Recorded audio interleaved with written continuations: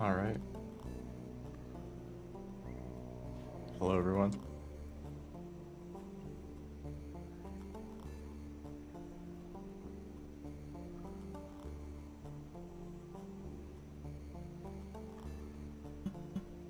Yes, I am on my hunter arc. Because we're doing this again.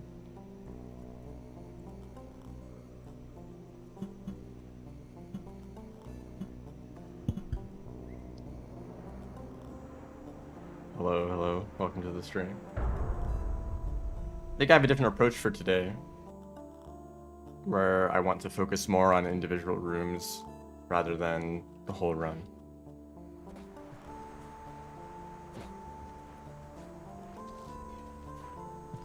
That sucks. This jump right here, it's kind of weird because you can only replicate it at the very start of the run because you kind of interact with the like cutscene movement.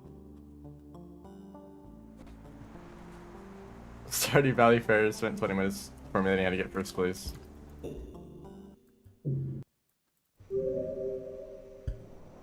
I would never be the kind of person to look on the wiki for the value of every item that I have to see the best combination.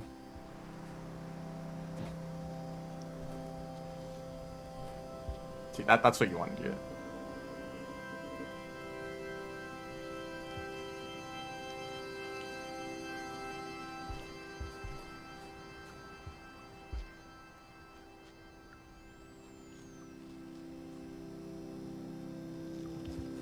Now I know that there's other creatures that you can eat, but they're random. You know, there's no guarantee they're gonna show up. Oops.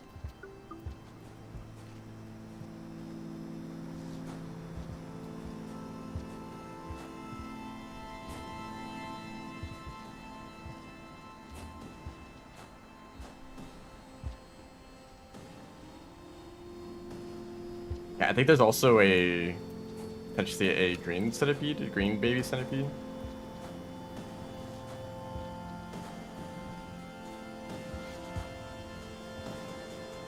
Also, last run, the deer were a menace, exactly like this.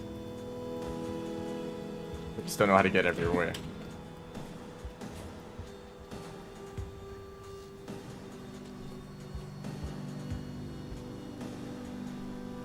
Now, there's a problem with this. A lot of the movement that you can do in this room is improved with, or you can do AI hops way better. Why do they do this? Actually, what does their deal?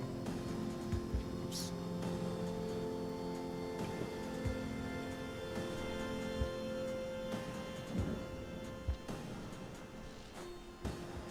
And this roll is inconsistent.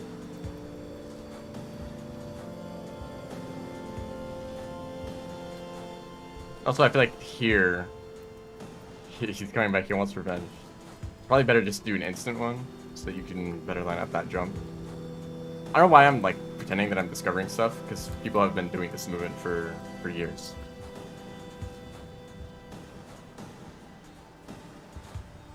Hello, welcome to the stream.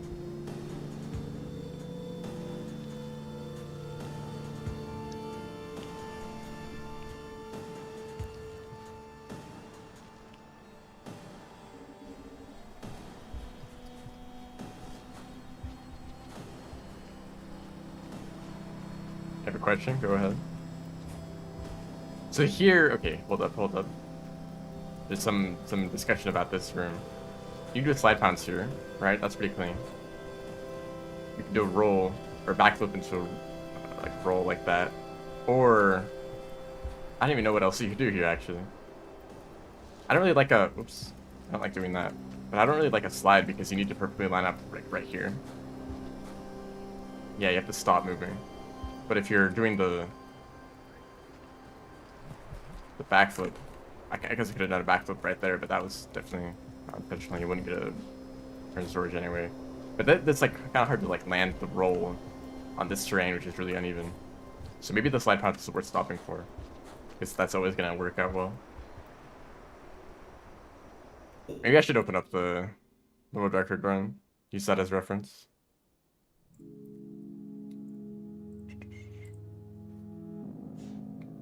do you unlock the red cat? Do you mean hunter or artificer? Because I'm pretty sure that for both, it's actually just complete the game as survivor. Right?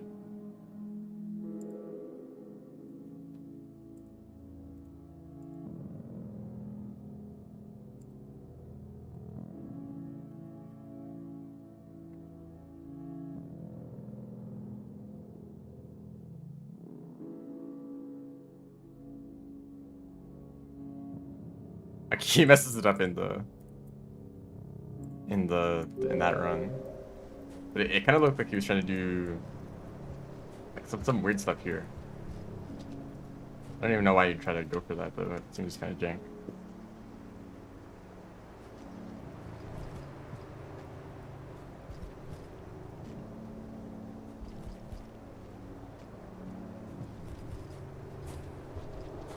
I don't mind that either.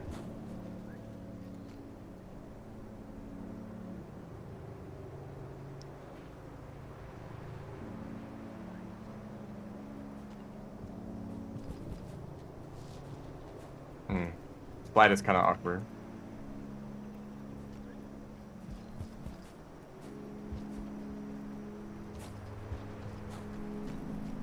Also, don't forget that you're dealing with a centipede in this room too. Actually, possibly 2 centipedes.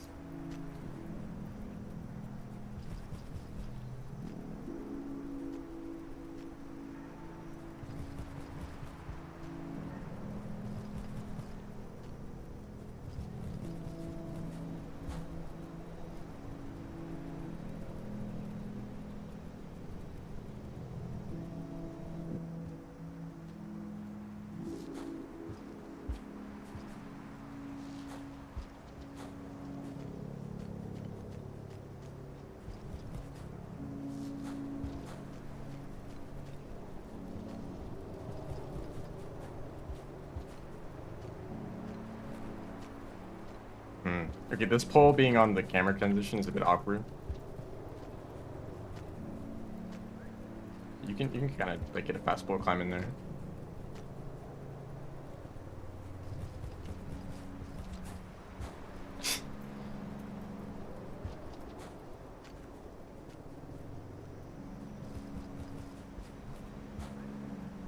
Also, it doesn't really feel like there's enough space to do that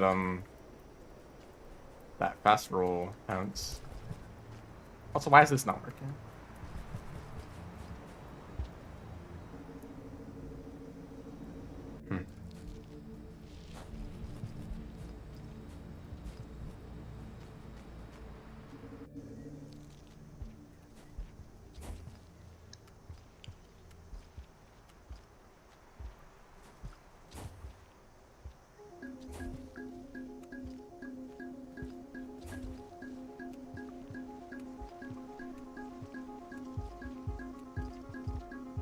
But I want to do it like this.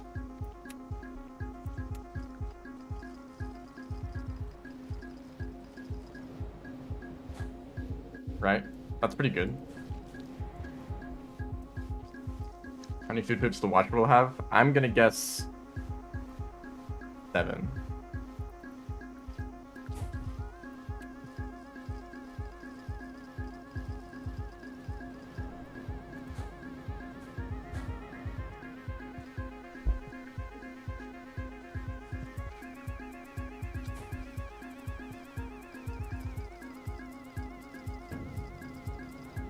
It'd be really fun to get this in a run. But it wouldn't be fun to be messing it up for like 10 minutes. Hey, that's consistency though.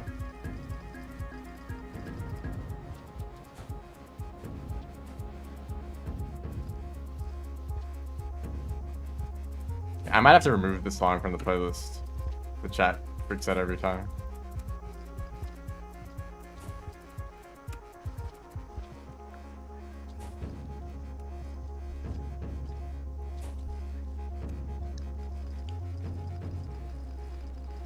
This deck is also potentially useful for Gourmand, which sounds funny. Well, I play Gourmand again. I don't know. That's a great question.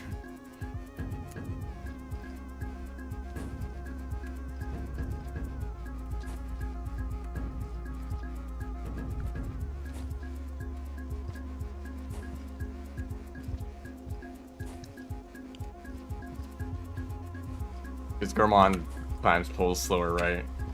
So you need to rely more on wall pounces. But you know, the alternative is this as well. Hello, welcome to the stream.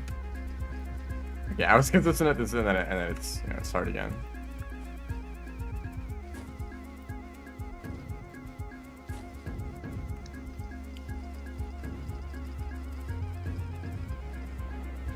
I would like to know exactly how many frames you have to wait.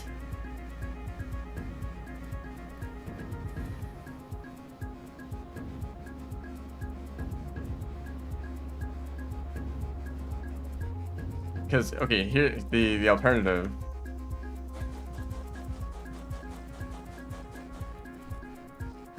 That's very difficult.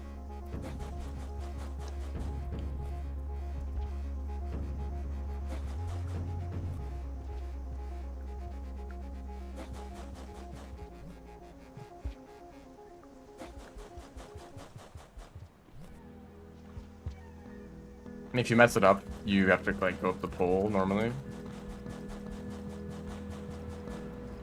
And I'm doing it on the wrong side too.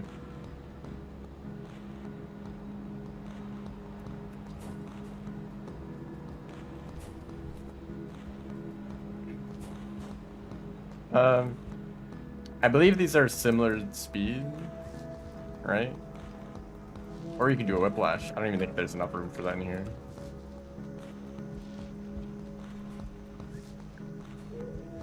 Can't even get a slide. Hello?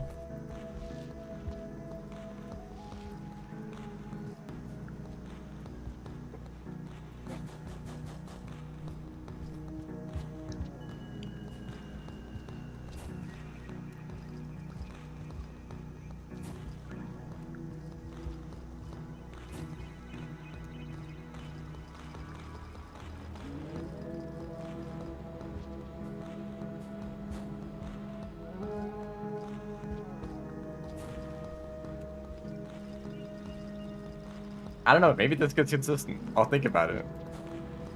Just move on.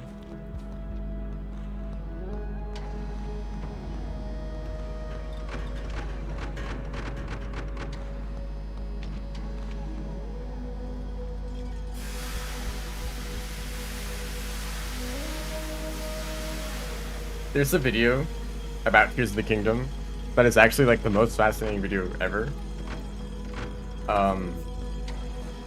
I think there's multiple parts too. It's about like a way you can skip the first section of the game and all of the crazy stuff that you can do alongside that. Yeah, hold on, I'm gonna look at that video right now.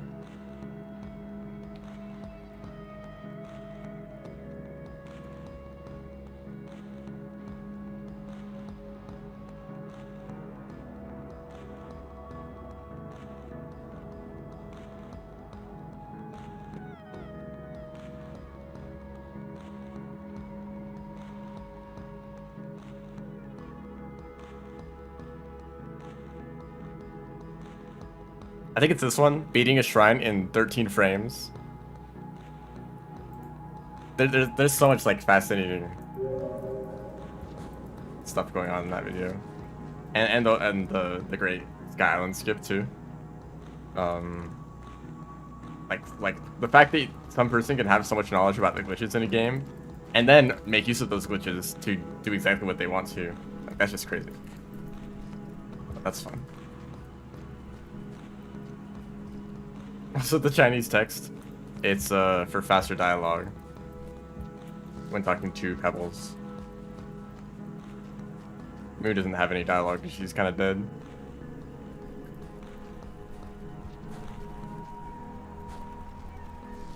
Oh, you're supposed to hold up. Let me just go back. So when you're in here, you're supposed to eat the neuron. I mean, this is a speedrun, but it's just practice at the moment. Most speedruns actually use a different language than English, usually Japanese or Chinese.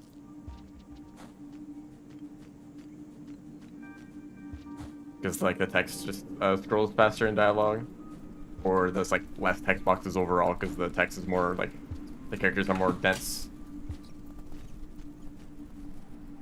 You know?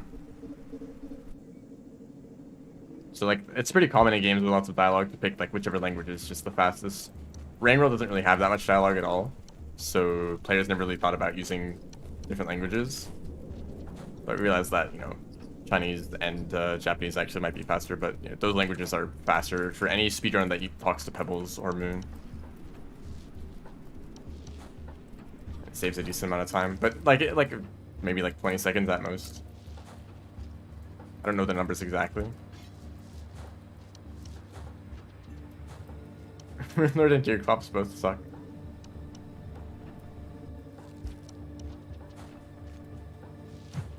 Deerclops sucks for a few reasons. One, they're kind of annoying, and two, they are not worth fighting at all. Like, the items they drop aren't that good, and they're like so out of the way to like fight them. You know?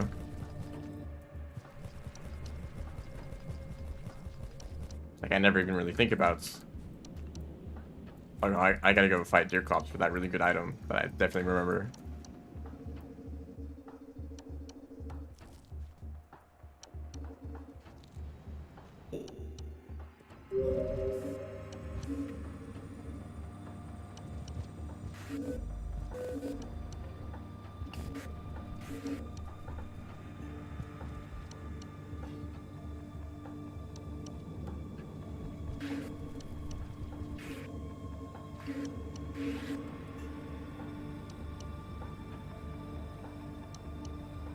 Ah, yes. The fight is much better if you already have a post-Plantera item. Right, right. Also, hello. Welcome to the stream. People have joined recently.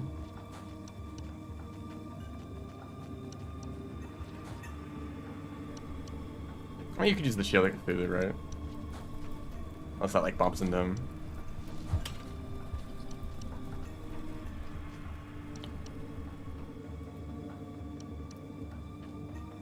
Okay, I totally messed up there.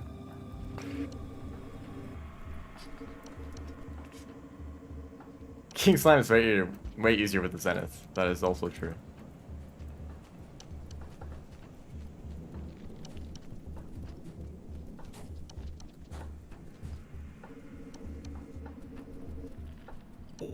I want to test if you can do this.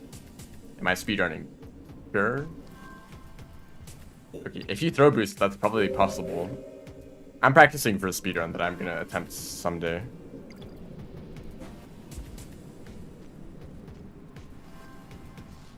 So I'm using mods to make the process easier. Or more convenient.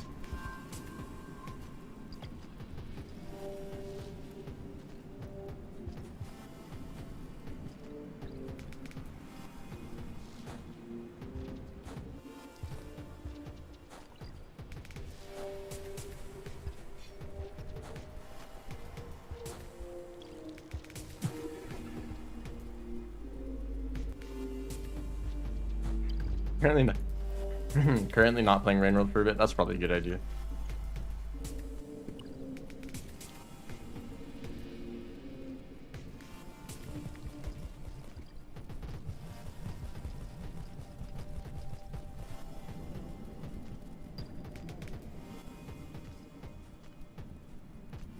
Here's an arguments that I've heard recently.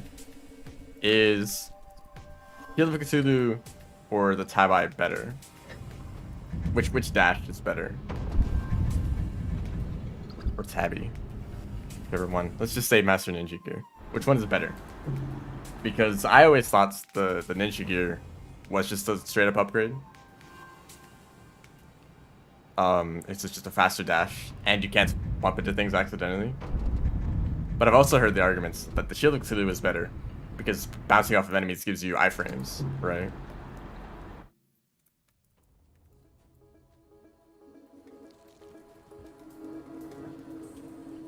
And you can use that to avoid a lot of dashing attacks.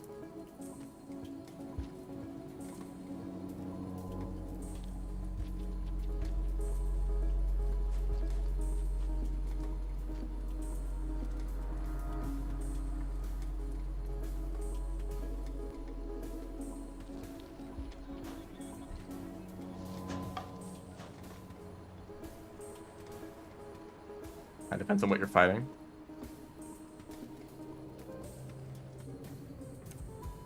Crystal Assassin armor. I don't like that armor. The only good thing about Queen's Slime is the mount. Just because it's a direct upgrade to the Slimy Saddle, which is always the mount that I use. No, I've never done a playthrough of Terraria where I relied on a mount for mobility. Which is kind of crazy because usually you have 2 accessory slots dedicated to movements, right? You have like a shield for dash, or like Shield of Cthulhu or the Master Ninja gear, right? You might have that, right? You might also have the Hermes boots or wings, you know? So, like, you might have a lot of accessory slots taken by movement accessories. But if you just use a mount, then suddenly you have a bunch of slots open for... hold up. I just went to, like, Saints mode for a second. Hold up.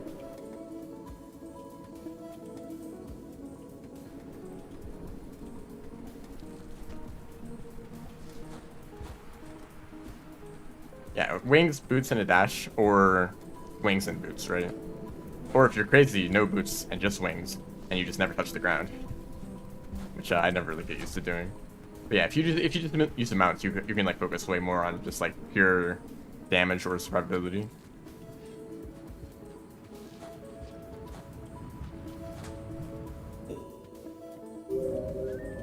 No, you don't. Oh, it's not gonna spawn a vulture.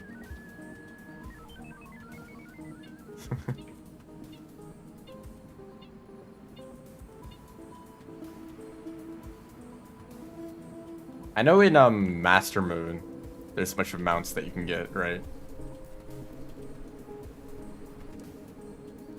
Maybe that's actually worth doing if you need the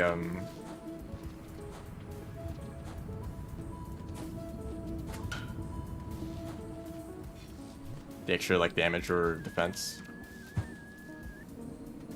Also, I totally did this whole room wrong.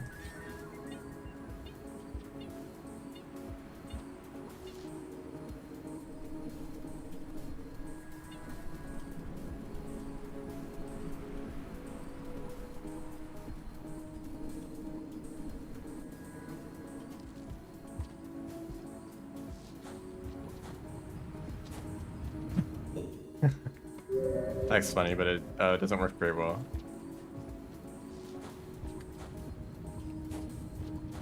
Okay, I like that. That is probably the best option here.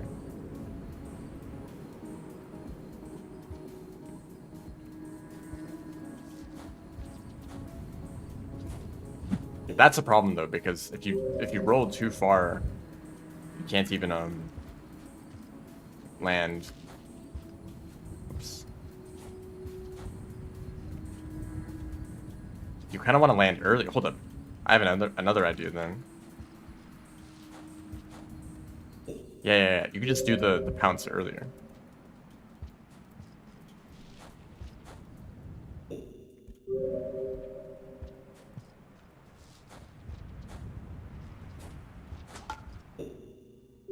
Or maybe, hold up. I'm thinking. Okay, don't do that. Maybe don't try to like be greedy with that.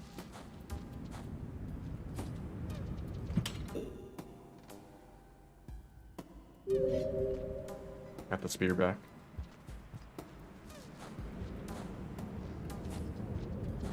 Yeah, just do a normal roll. Do we have any more rocks?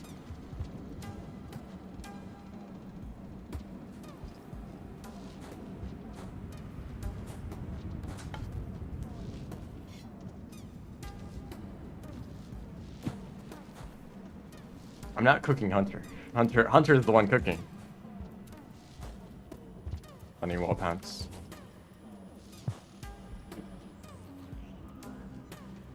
Cook the rod out. You might also cook the life out, you know. I see that a lack of natural predators have what's been increasing the population of Squidcada.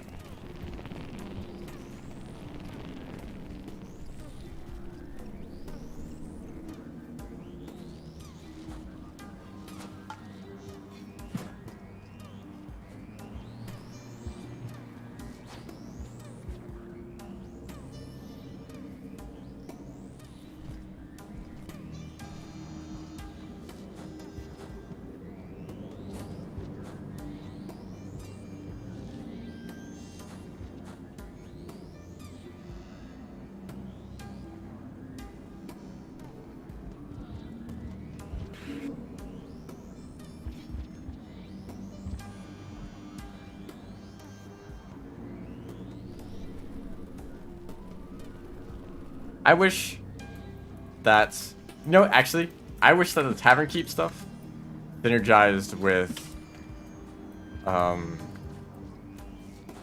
with regular summons instead of just sentries.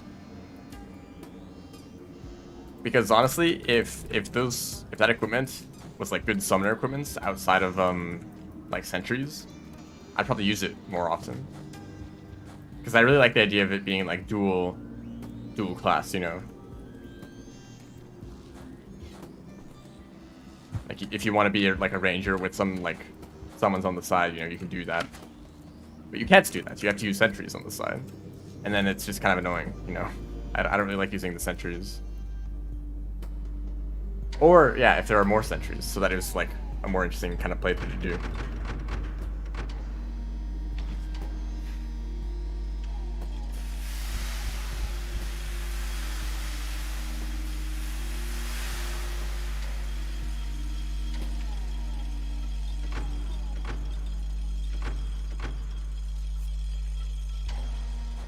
That has platforms that you can put the sentries on that then follow you around. So basically just turns your sentries into summons.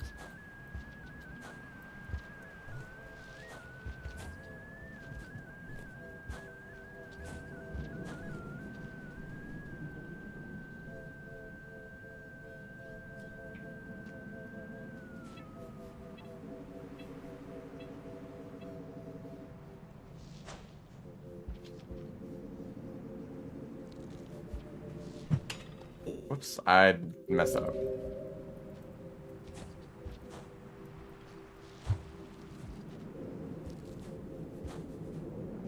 Okay, I want to learn this movement right here. There's something you could do here, but I don't know the spacing for it. So I want to do that.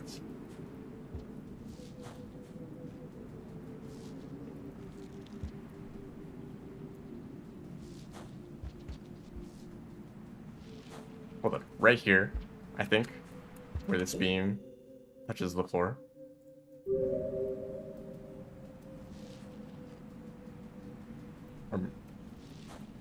Maybe that's a little bit too far, so just like maybe kind of in the middle, like right here.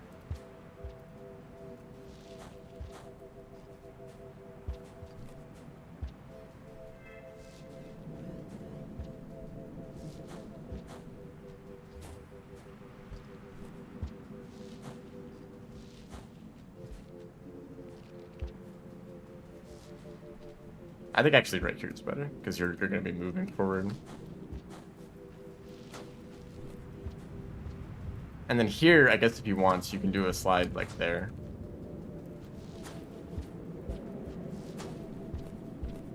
Hate that block. I've died to it like several times. Definitely.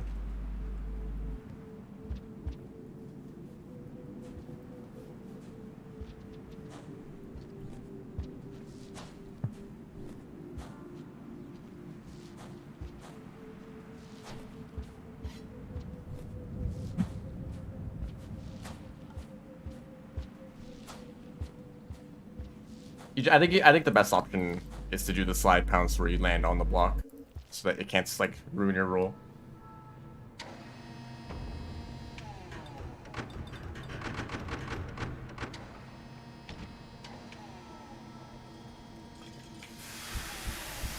That's a good emote.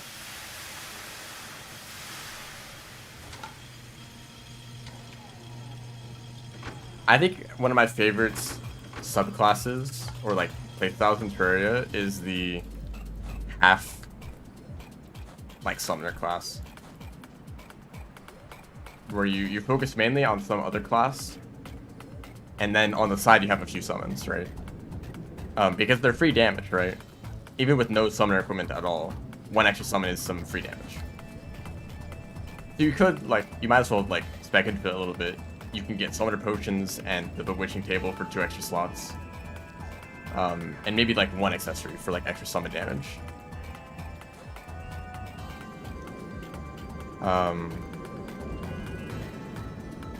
And you basically only use 1 accessory slot for like 3 or 4 summons for extra damage for free, right? And if you really like want to hyper optimize this, you could use a whip alongside your main weapon And only use it every once in a while for that extra damage, right?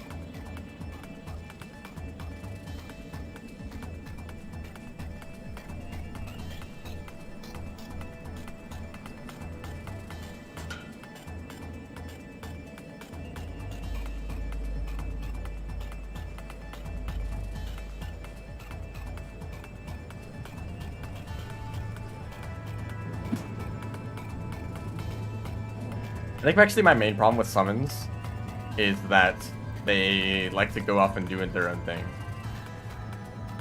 And for whatever reason, I don't like when I don't have control of the damage that I'm dealing. Because maybe, you know, maybe I'm in a biome and my like summons are just off like fighting random stuff. And they kill an enemy and that enemy drops a rare item. But it's off screen, so I don't even see it. And I never pick up that good item that was just dropped, right? That kind of bothers me, that could be happening. Or maybe they like try to kill an enemy that I don't want to kill for whatever reason. I don't know.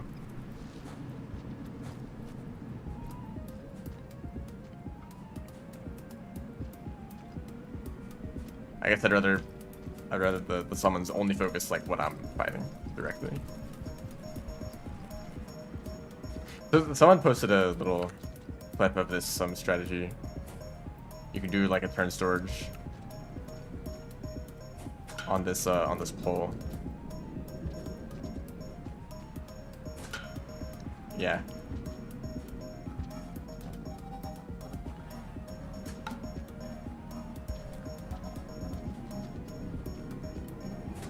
This is something that I also discovered, and I just didn't really bother with it because it was kind of annoying.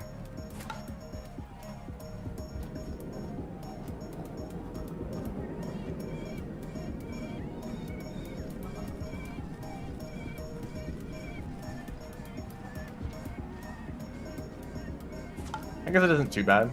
I don't know.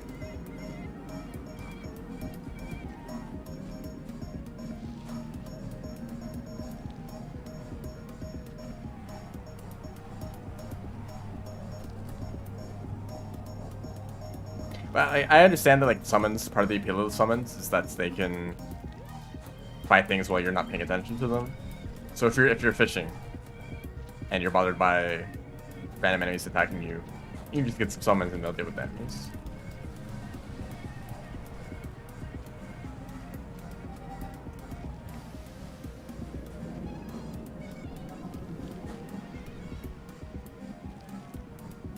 Watching Watcher's campaign speedrun.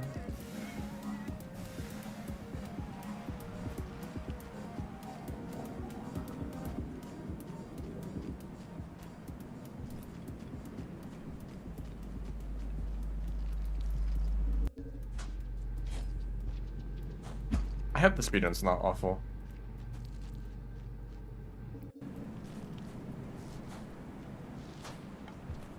There's a chance that there's going to be some stealth segments, I theorized. A bit of a game theory. You may say, hey, this is the right song.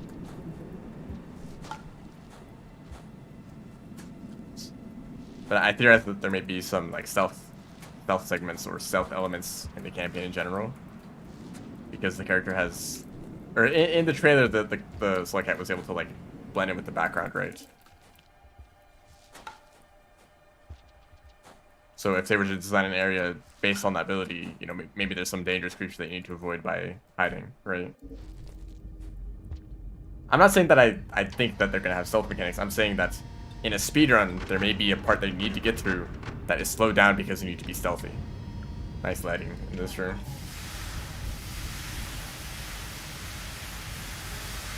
I think Stargazer plays here when you're coming from this direction.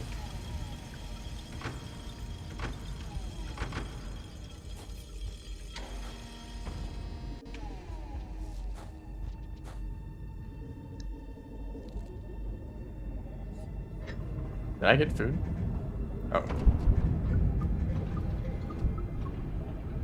It's because the cycle was over, so they close automatically.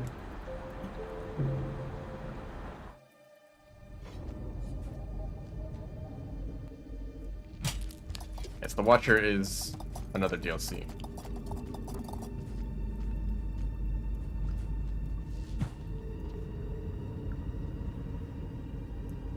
Paper Mario remake. Looks neat.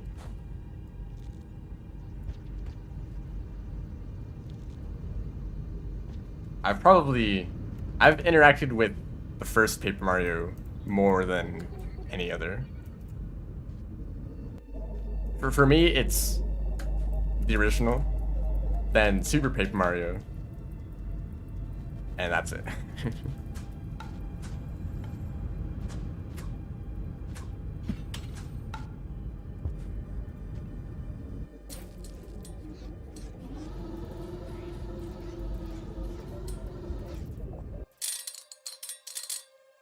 But it's very cool that they're even acknowledging that that game exists. I think that's what we're all interested in.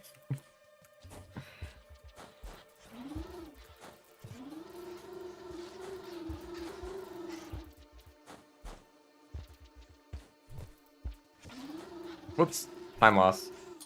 Not like it matters. Don't pick up the pearls here.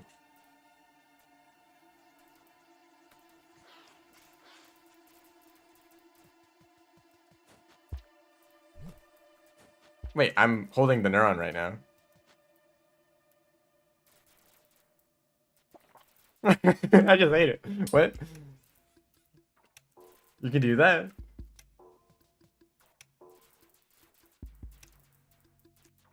Wait, what if I spit it back out? Is he still holding it? No, I just have it. Okay. New tech.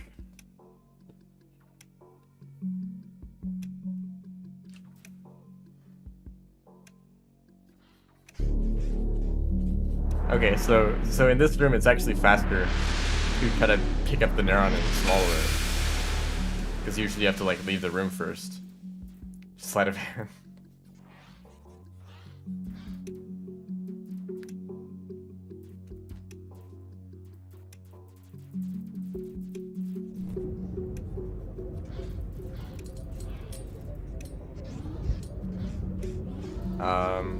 Oh, is he trying to move the neuron to the center of the room? Hey, I kind of need to move. Okay, so I think you don't do this actually. I'm literally just stuck. He's gonna kill me.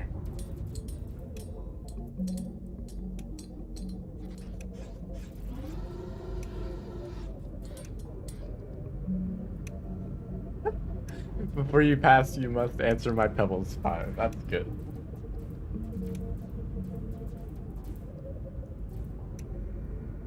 Okay, so if you do this, you just get stuck. Oh.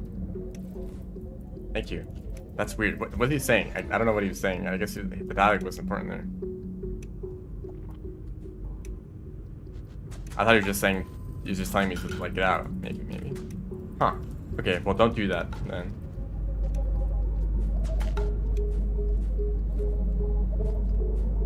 Don't do this either. He's just a bit lonely.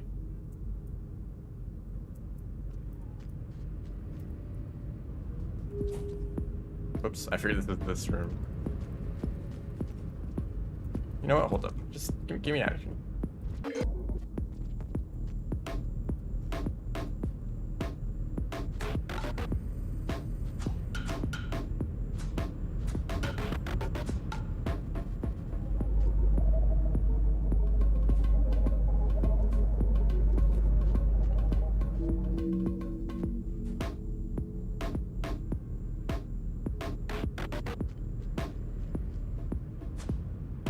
I think that's the best thing to do here in this room.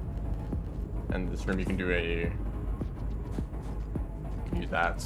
I'm a fan of that. In this room you just do a slide pounce.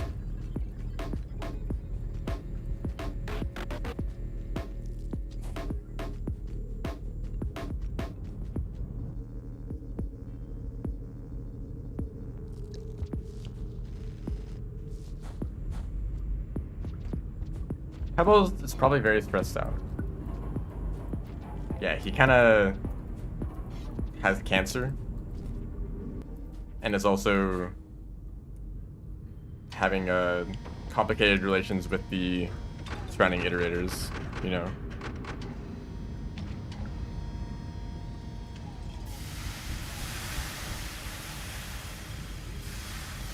I mean, Hunter's a bit aggressive, you know.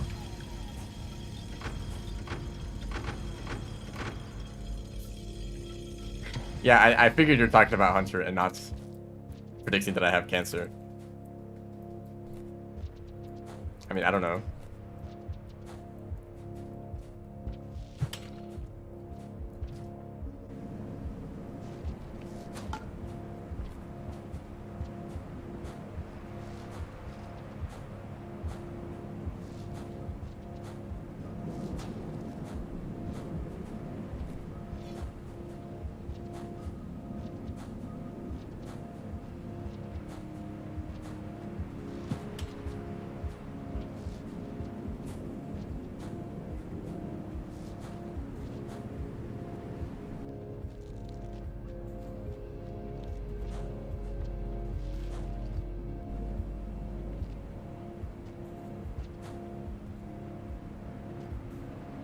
Where is this?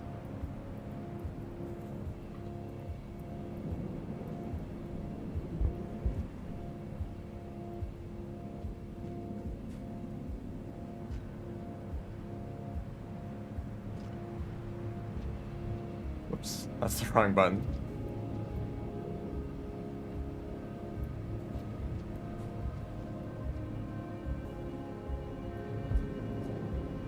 I want to try like...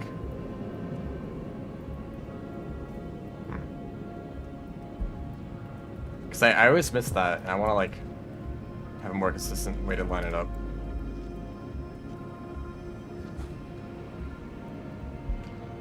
Just like that. I mean, it's nice if the mask falls down too, but...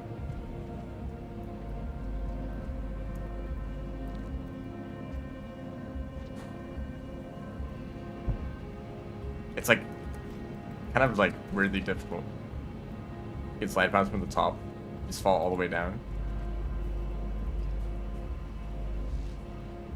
Well, not me.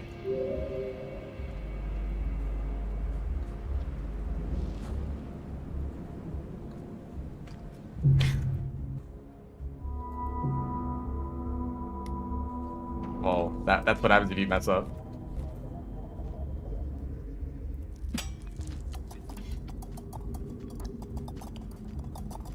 But yeah, you could do that.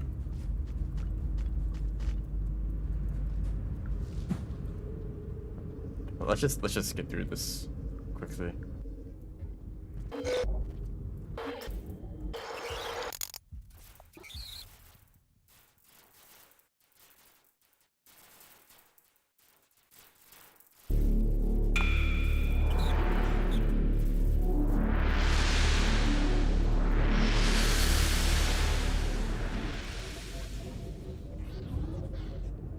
He really does like to move around a whole lot.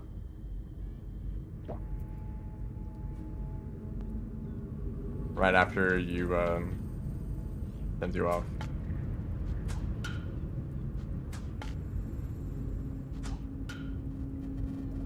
Anyway.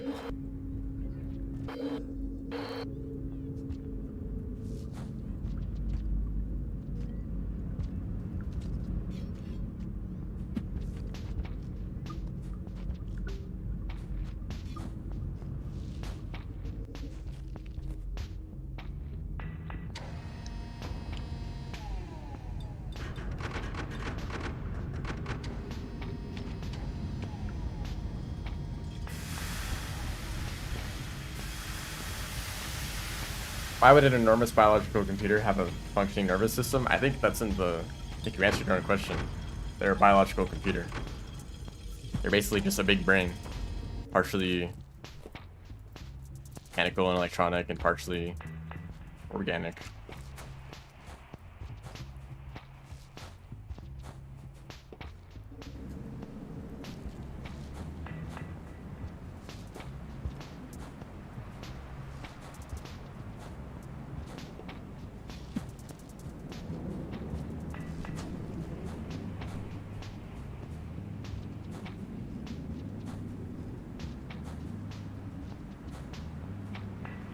As for pain, that is kind of like not nice on the ancients to make them feel pain.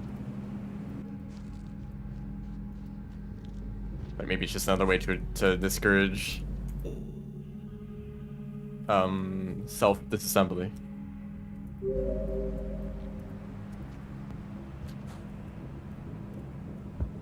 Man, I suck at this.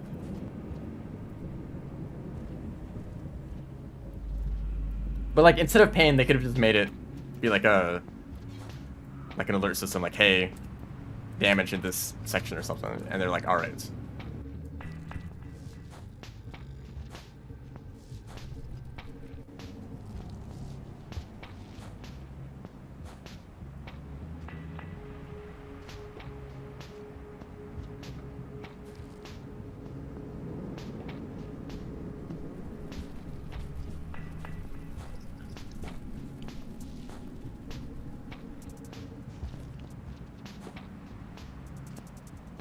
Wait, you can survive this, right? With just a slide pounce?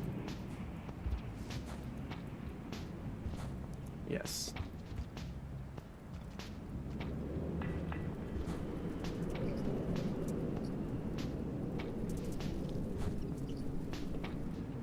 Yeah, they do feel pain. Moon even says that like when the structure collapses because of what? Like slag buildup, that it's very painful. And also that it probably doesn't kill them because they don't die easily.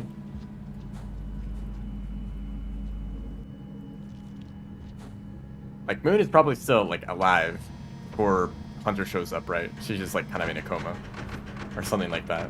Or maybe just like the puppet is unresponsive, but there's still like some activity going on.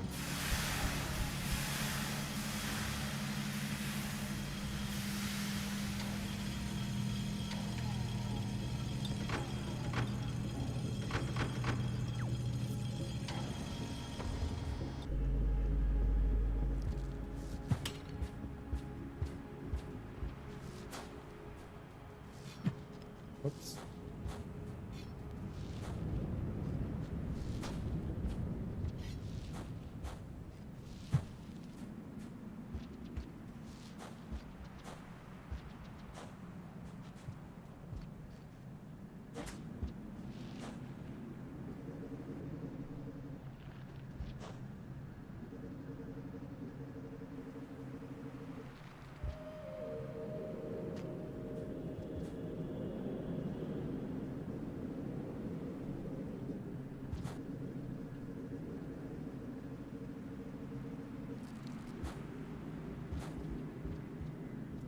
I want to find a consistent setup for this room, because falling, it's surprisingly difficult to fall from that platform down to the bottom. Because you might accidentally grab the ledge. If you don't go far enough, you'll fall down here. It's actually like kind of precise. Maybe if you like do this, that might work.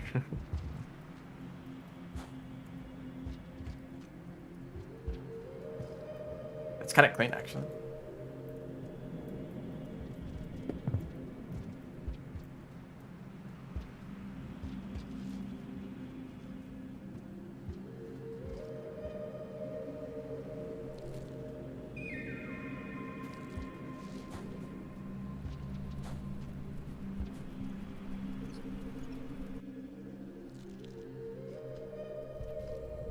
Thanks. Hello, welcome to the stream. Video editing is really interesting. Well, you came to the right place then.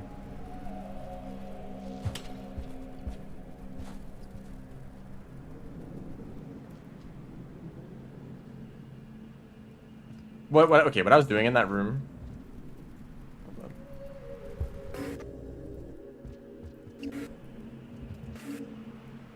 Basically just like walk, you know in like in drainage system at the very end, there's that like really tall room with a kelp at the bottom of the tunnel. And when you're walking, you like do this to fall down quickly. I'm doing the same thing that you do in that room. You just walk off and press down to like kind of fall over. I guess that's a fast fall.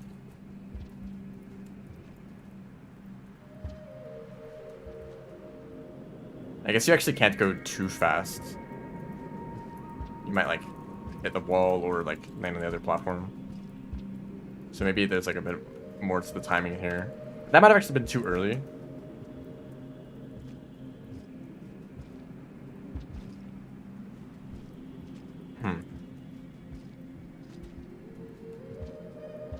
Maybe don't hold forward the entire way. Well, maybe do. It feels better than like just walking off, because your speed is like more varied there. This is just like you fall down and you're here.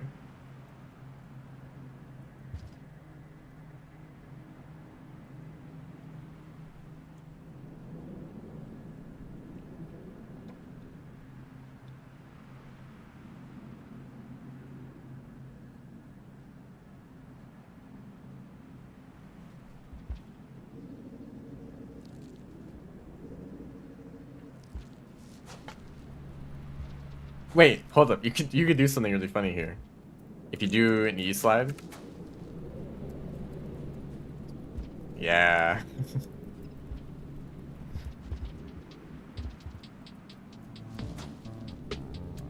That's probably not that's probably not worth doing. But I do like this little bounce because you can do a roll pounce. That's probably faster than the pull hops.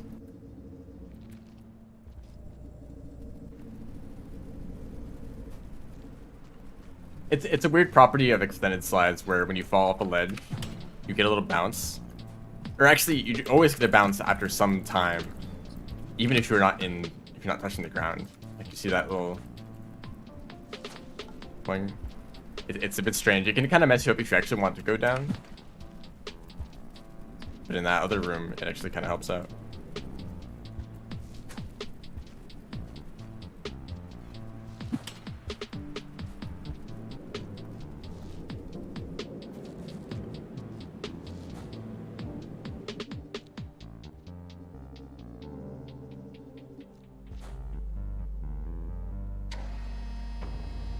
You don't even have to jump. It just happens automatically. Which maybe is unfortunate because you can't really control it. It just always happens whether you want it to or not.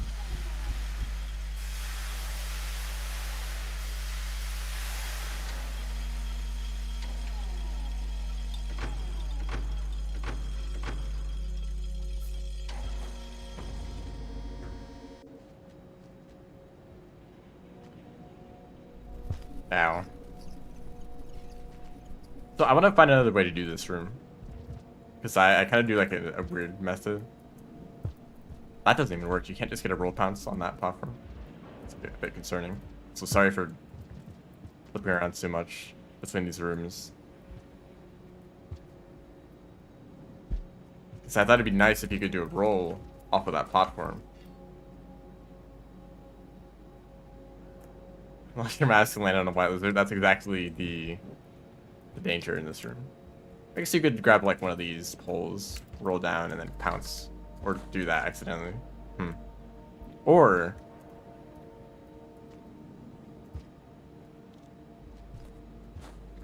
What does this run do?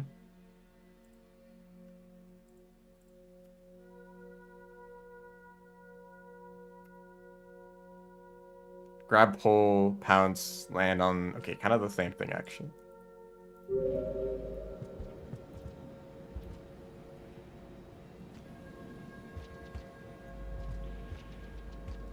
Something like that. I don't know. It's kind of hard to find something better there.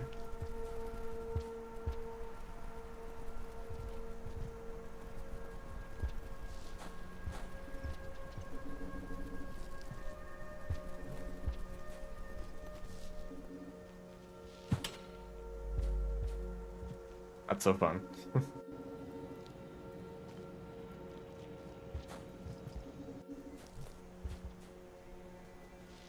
It bothers me that you can't get a roll on this slope.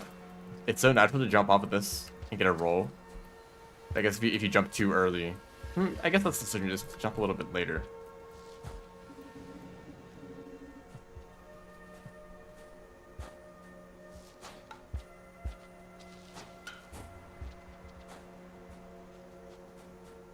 Or you could get an air hop here.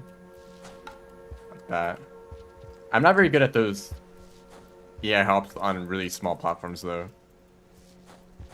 Or, no, you probably want to just keep the momentum.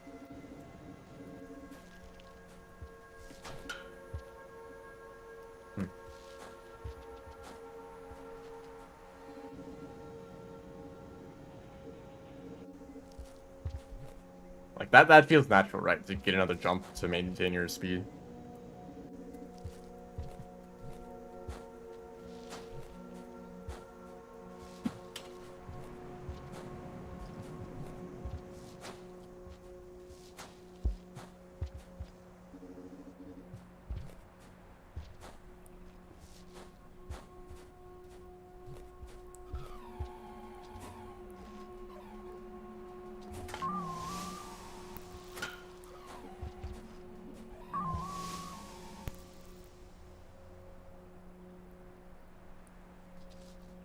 There's a decent chance that I like using whiplashes like that. There's a decent chance that Rubulitz was very purposed to be fast and able to be underwater for like the quests that you do in the campaign. Like some iterator knew exactly what needed to be done, and they purposed the Slugcat exactly for that purpose. Which is actually how it was developed, kind of. They made Rivulet, well, actually in reverse. Like they made Rivulet first, and they're like, we need a. Actually, no. Let me correct that. Submerged superstructure was an idea at first, that then Rivulet was created separately, and then they were like, we have this like aquatic, like an idea for an aquatic region. We have an aquatic character. Let's just put both in the same campaign. And then why is Rivulets going to this submerged superstructure? Well, to repair Moon or something. And then I don't know. I mean, I don't know how it was developed, obviously, but that's just a theory. But Rivulet is very, very good at their job. Maybe too good. I think Artie is purposed. I think Artie is less likely to be purposed.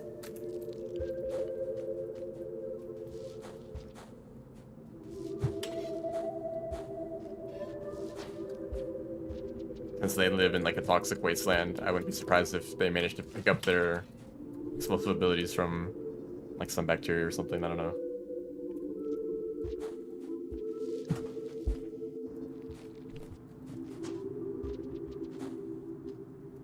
Probably do that jump earlier. Hold on, let me do these rooms a few times.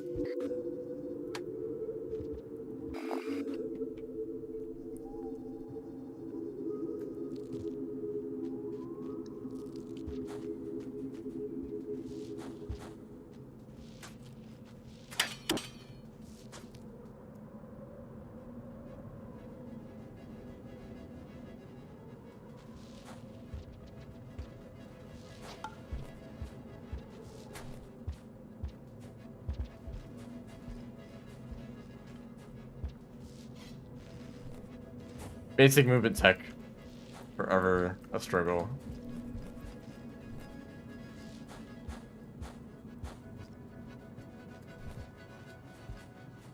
Alright, I kind of like jumping off of the pole here.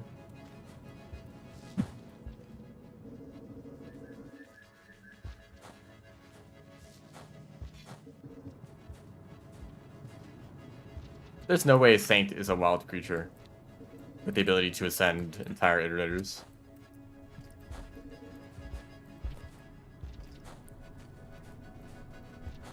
And also, most other Slugcats have something died out or are very distant.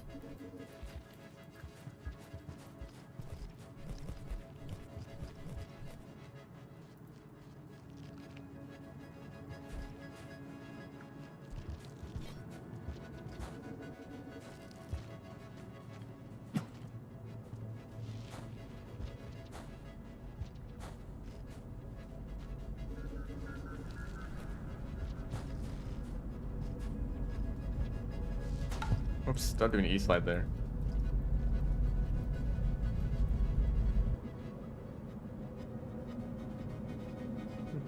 Saint could literally be a frog.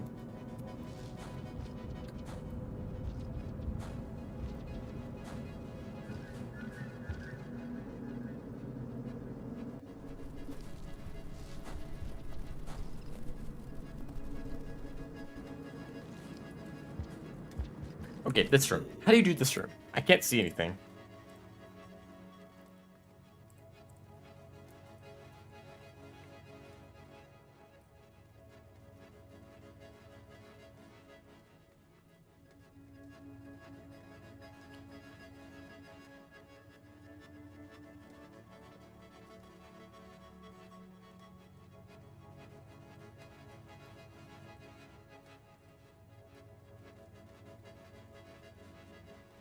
Ooh, that's an interesting strategy.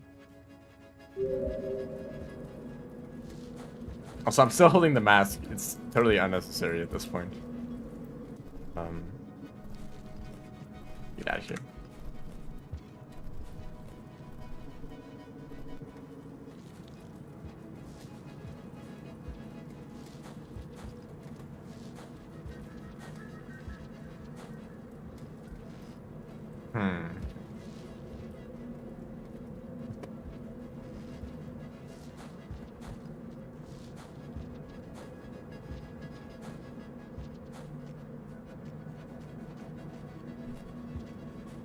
Okay, well, I can kind of see how that works out.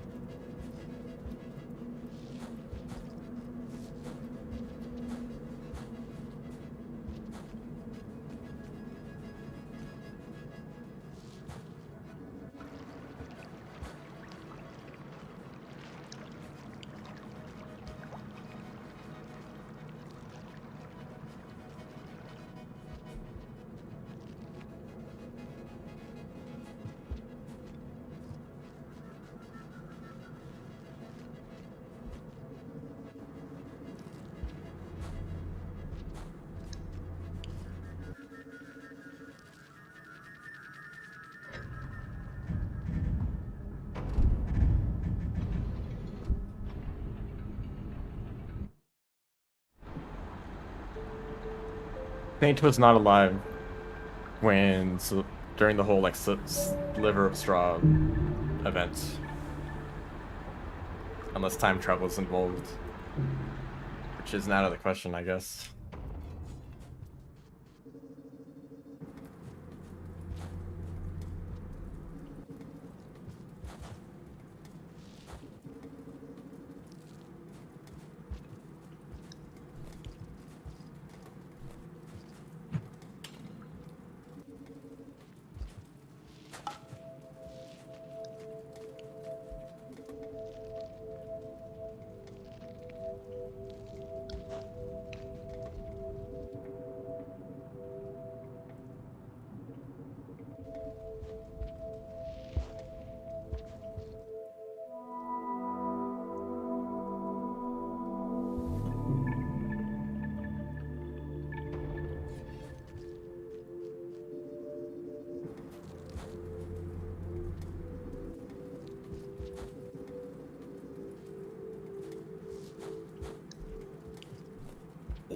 How do you do this room?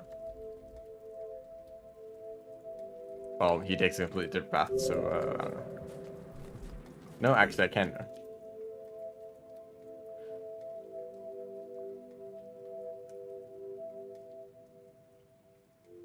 Just jumping.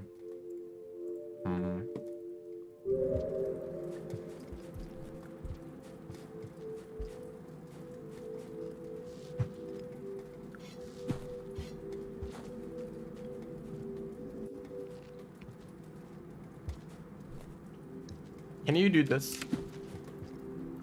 Probably, actually.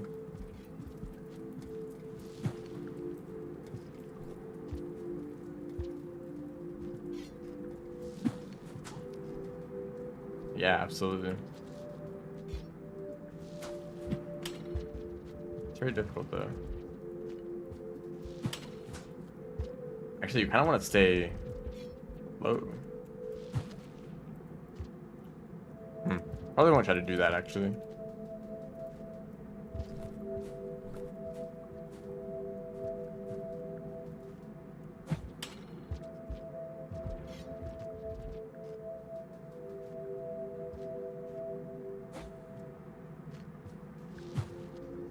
You just do an E-slide there.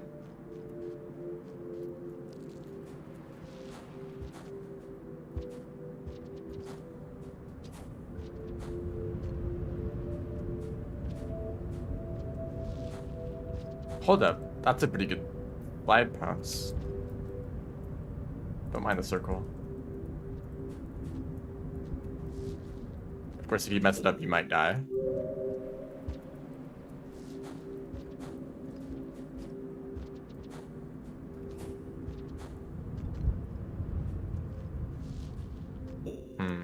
It's one of those where it's like you might slide off the platform and not be able to finish the slide pounce. Because the end of the platform is right here, even though you can't see it. And okay, maybe it's actually very precise.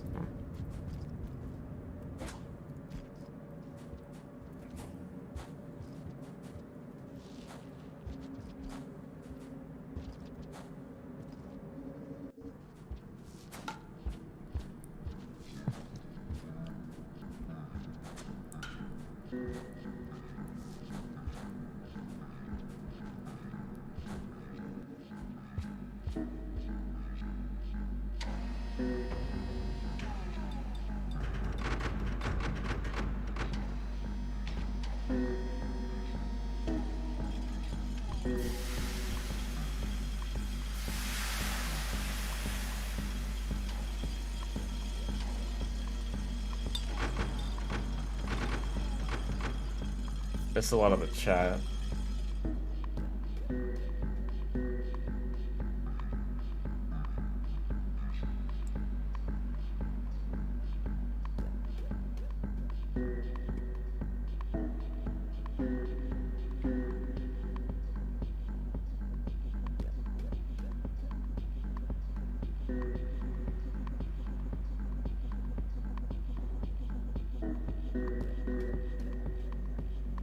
I mean, I don't think the decay or the rot decays that quickly. And garbage wastes, there's quite a large amount of it, so it kind of like sustains itself for a while. And there's quite a lot of creatures in garbage wastes, as well as the like remainder of pebbles that was like dumped down there, you know.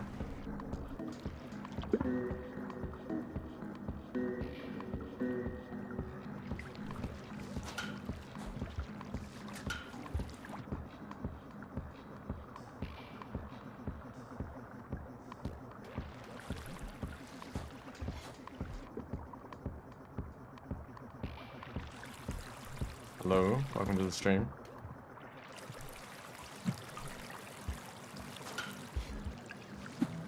I really need to figure out how to air hop correctly.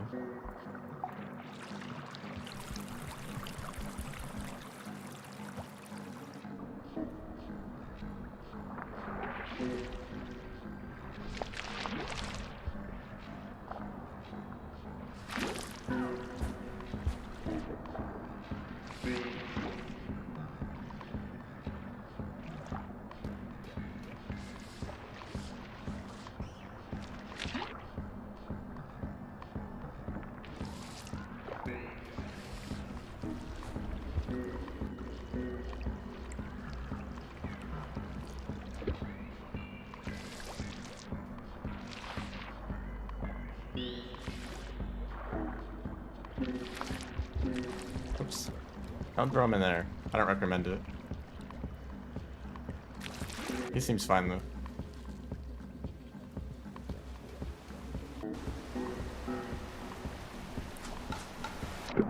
How did I mess it up that bad?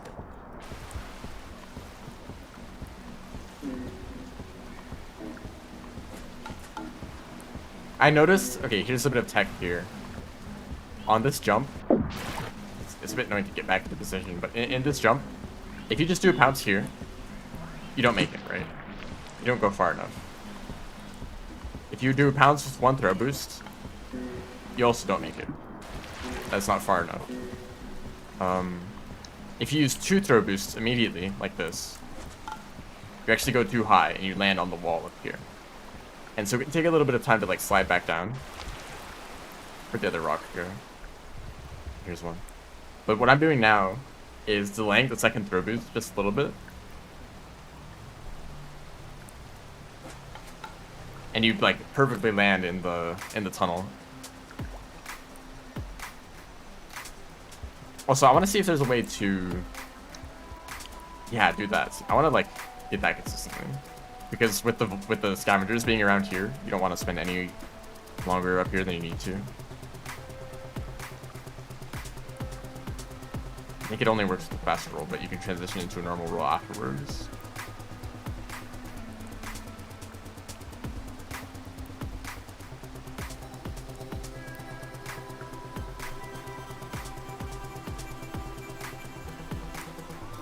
Like that.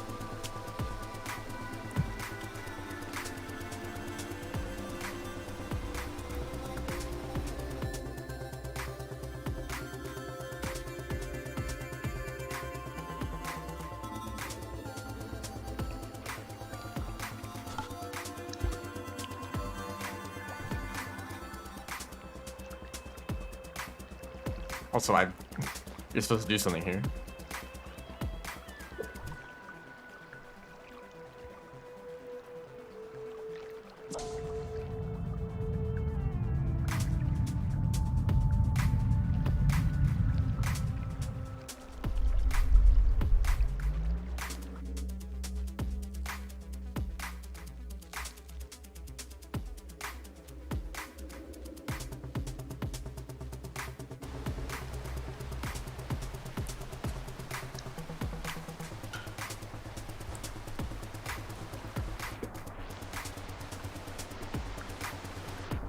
Why is there jellyfish in there?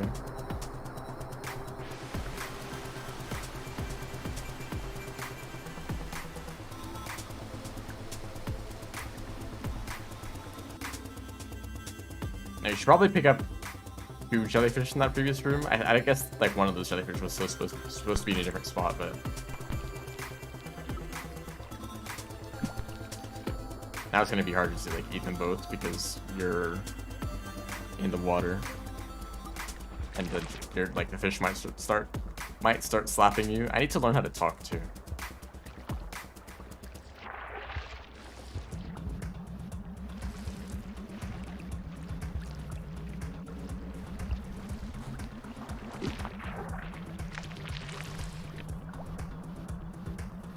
Okay, don't get carried away.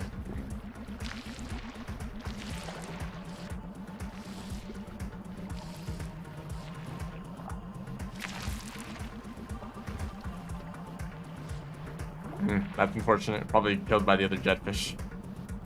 They're quite aggressive to each other too. No, actually jetfish just always deal collision damage like Ormond for some reason. But not to the slugcat, no. You're immune to it. You're too strong for that. But the other jetfish, lethal.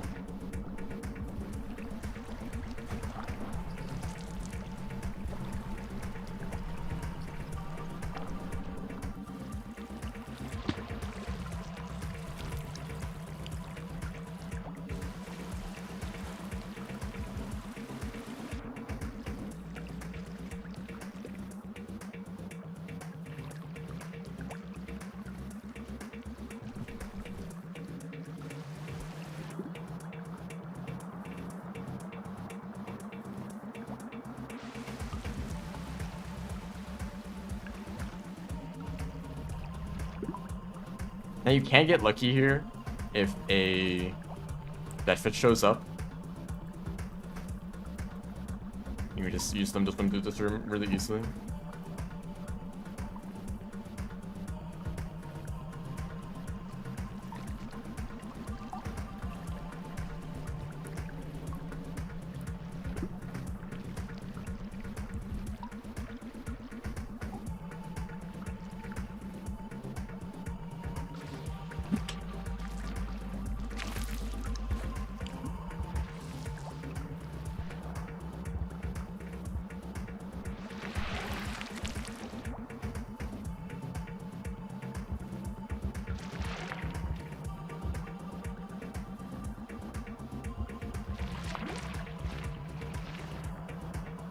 That's fine if you accidentally killed the fish. There's like 5 of them here. Not really. There's like 3 in this area. Honestly, you could probably kill one on purpose and eat it. It might be better than the jellyfish for food.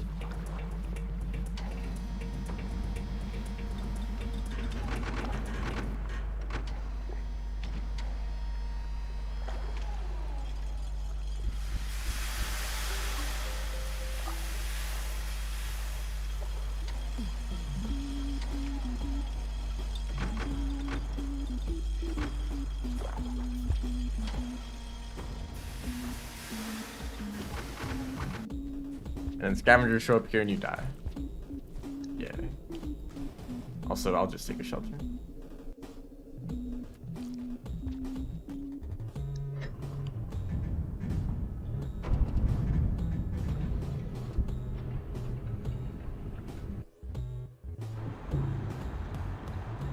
Was there ever any direct evidence that that sound effect in some songs is the slug cats? Or is that just a thing that is made up by the community that so many people thought of that people thought it was true?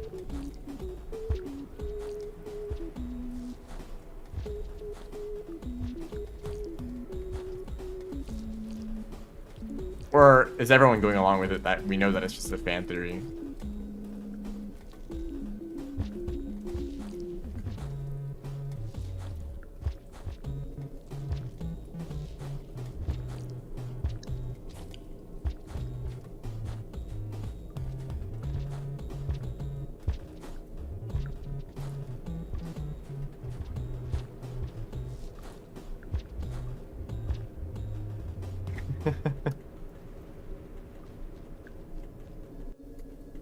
Yeah, I don't completely agree with it either.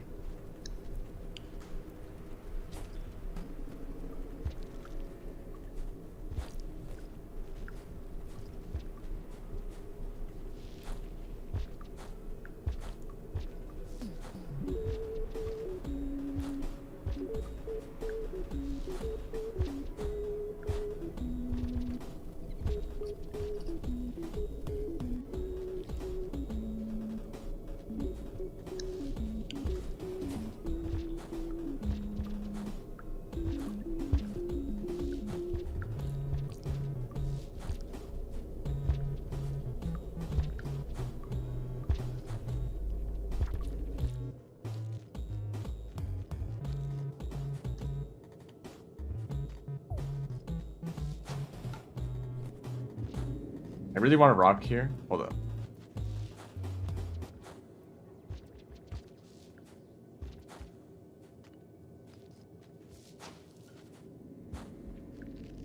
This is a really fun E-slide you can do right here.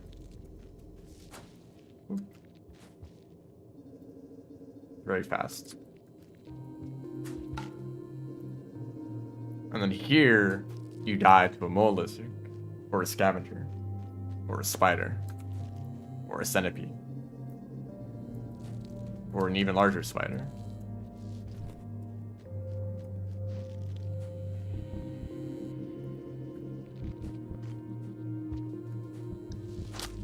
Hold up.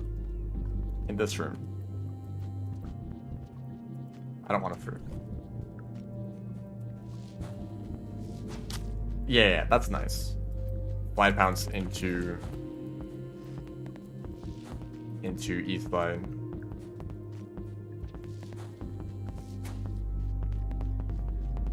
And then there's a fruit blocking your path that you can't see. That sounds like really, really hard for some reason.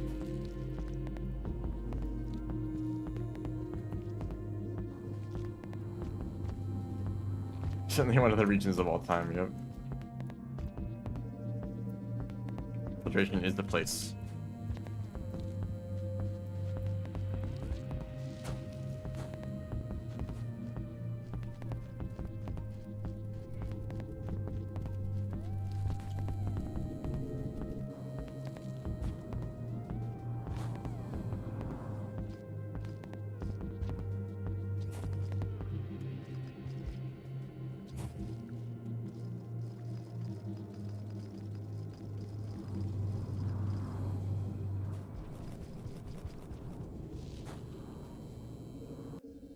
Imagine then doing the entire routes in reverse after this.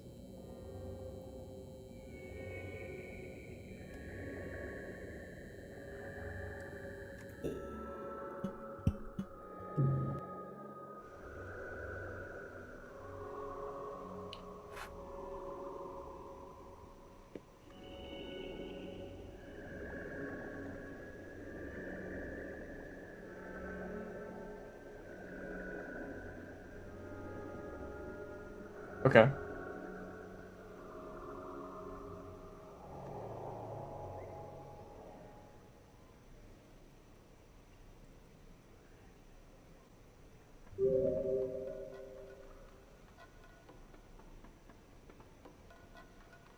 a synthesizer. Just like a lot of the music in Rain World.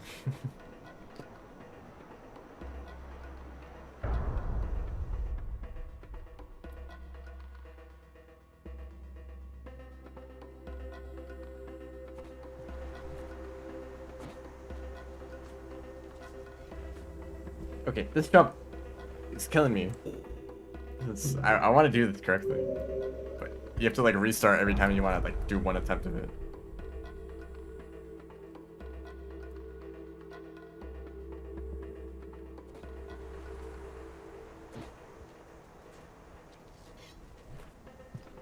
Or maybe I should wait until I'm like falling off of the platform.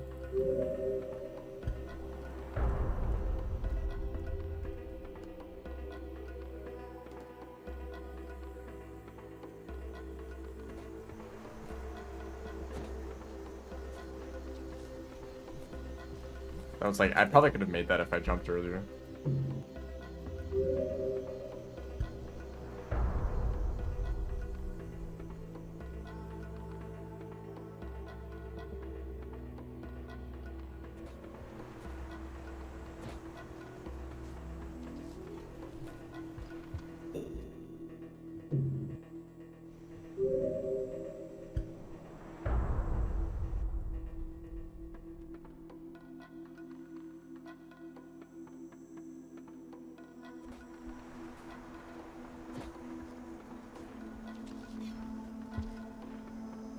Okay, in that case, you just fall immediately. Maybe I'll just do this or a boost. Because I always get rid of the spear anyway. To eat the centipede.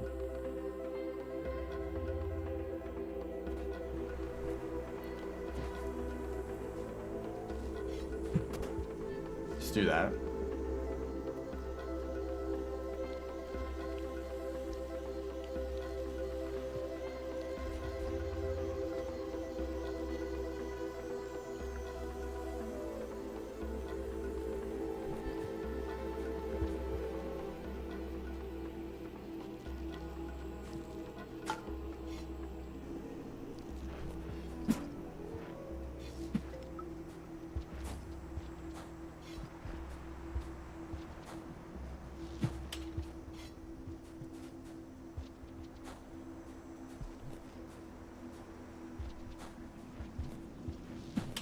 Why do they always do this?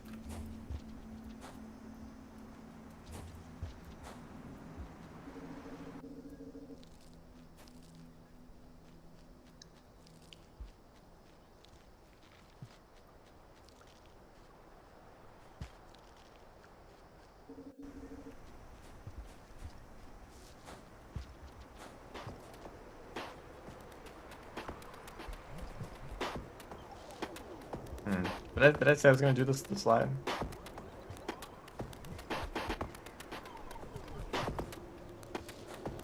But I don't want to like readjust my position to like line it up. I just want to like do the slide.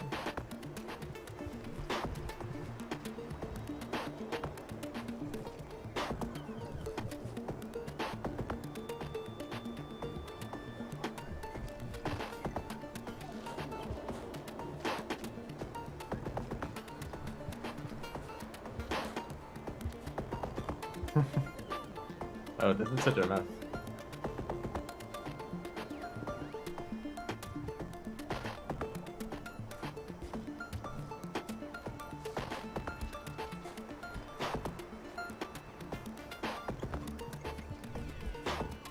That's the problem when you jump up with this. When you jump up here, it like kind of sends you forward a whole lot. Unless you can do a slide like instantly. That's like really awkward. I probably won't do that then. It's really awkward to get it to work like quickly. Maybe just do that instead.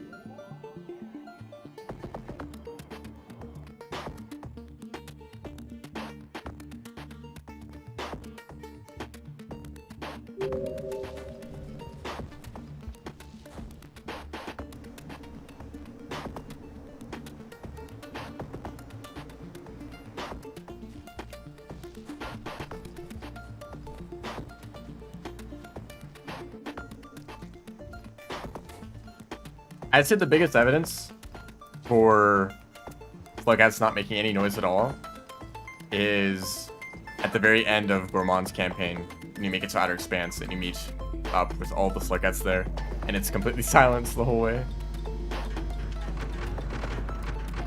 They're just jumping around. I think that that'd be a moment they'd be celebrating, right? Like Gourmand has returned, or that a new Slugat has arrived if they aren't familiar with Gourmand already.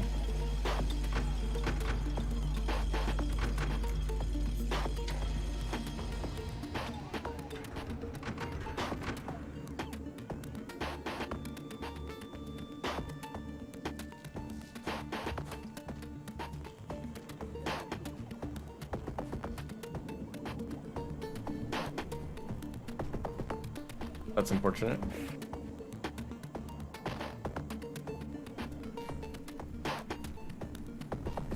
Also, I forgot the neuron again. Hold on, let me just go back here.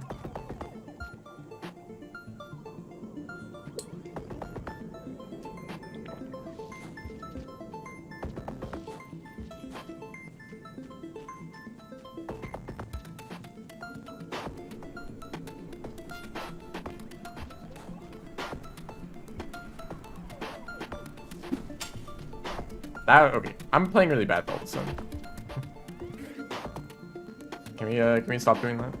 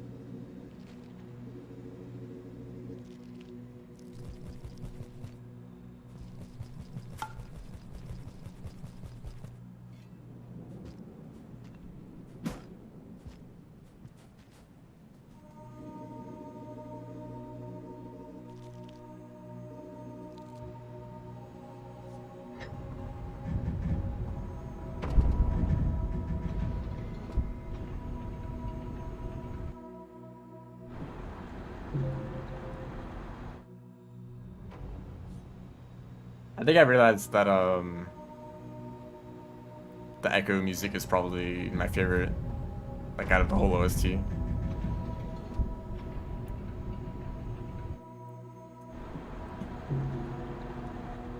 Even, I mean, songs like Aiva or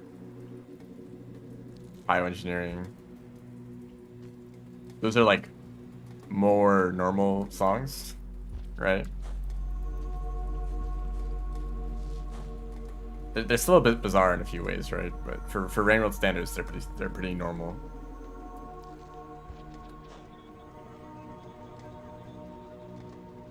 But the echo music is like very, very atmospheric, very open, very unique for representing a very unique aspect of the game.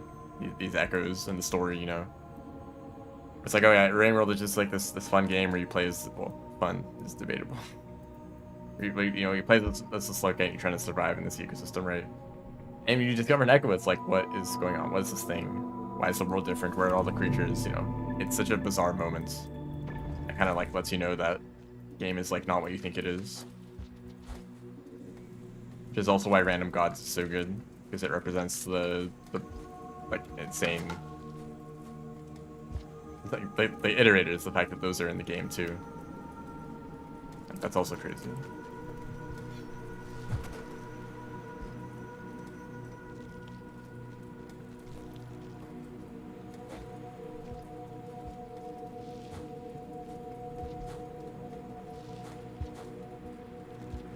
Like I enjoy watching people play Rain World for the first time.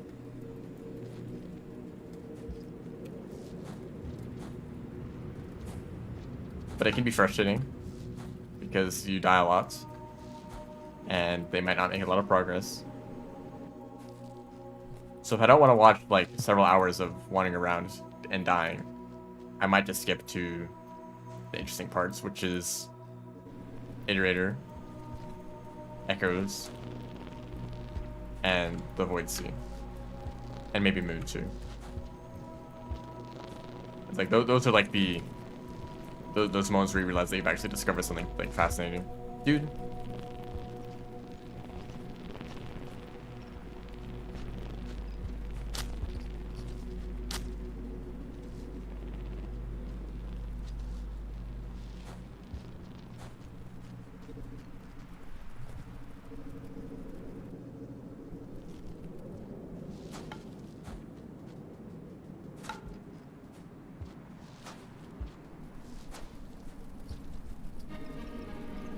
And it always kind of surprises me. I don't know.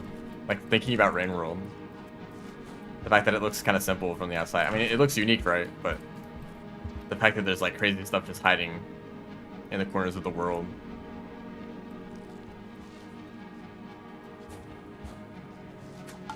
Like, the Void Sea really is in the game. And you can go there. And it's crazy. There's a bunch of massive worms. And that's like one of the most crazy sequences in like any game that I know about.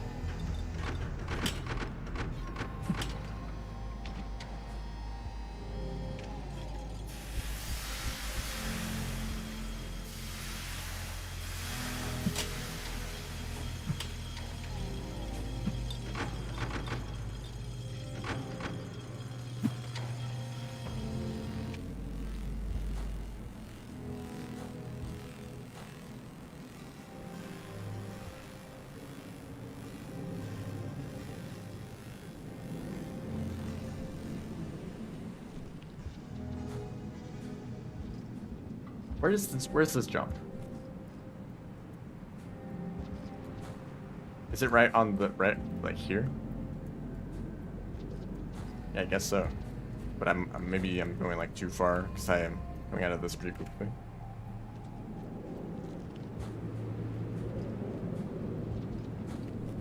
Well, that seems to work.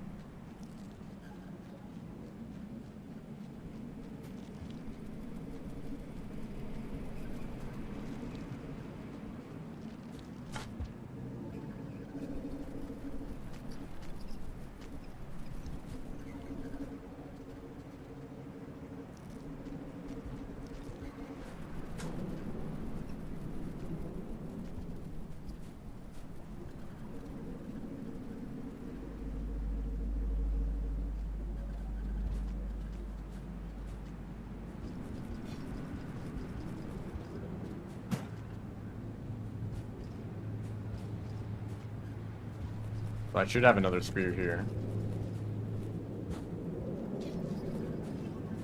Just to get the one that I had from earlier. Or eating a rock.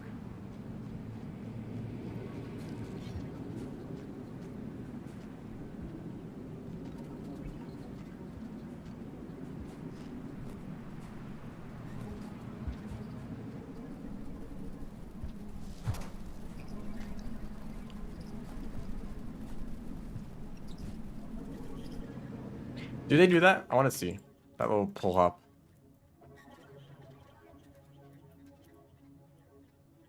No, he loses like a second there. I'm messing up the movement.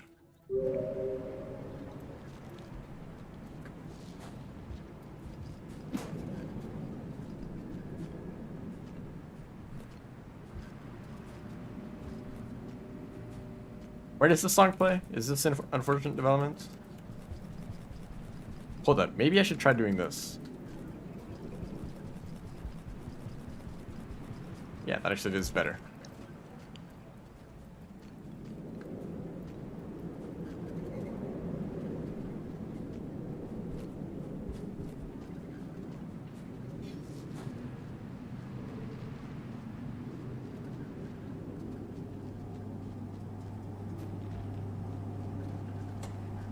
It does play an unfortunate developments. That's funny because usually there's the threat music playing anyway. It's playing over everything else.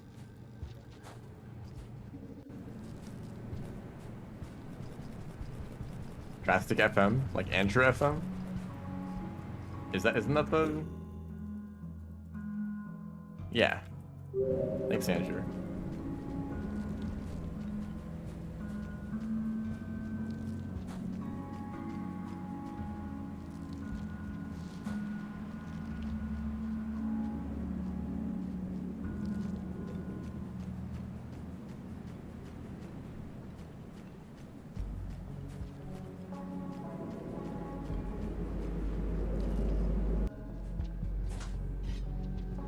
That was bizarre.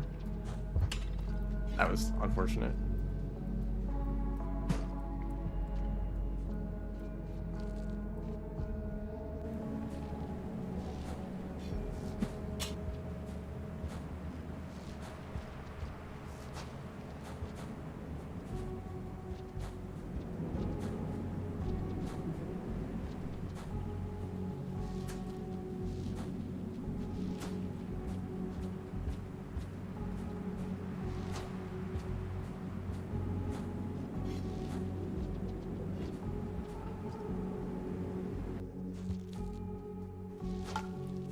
What a good character Hunter is.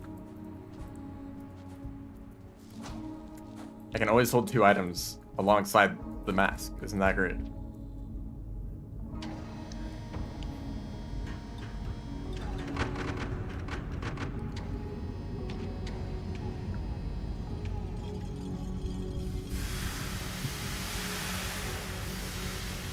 Do you guys know of this game called 4D Golf?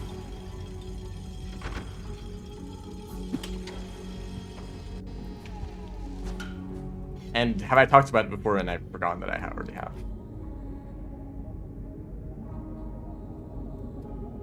You normally like kill and eat a vulture here, where you get food. Heard of it? Maybe. Previous title of that guy wasn't very good. Really going straight for the attack. Hyper Grand Supreme. I should be dropping the mask like over here. I never like saw much about that game. The Hyperbolica, is that what it's called? It looks interesting, and like the devlogs are very interesting.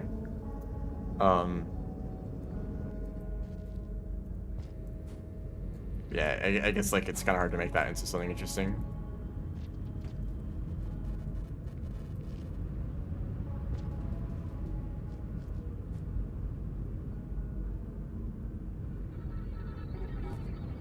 But I'm intrigued by 4D Golf.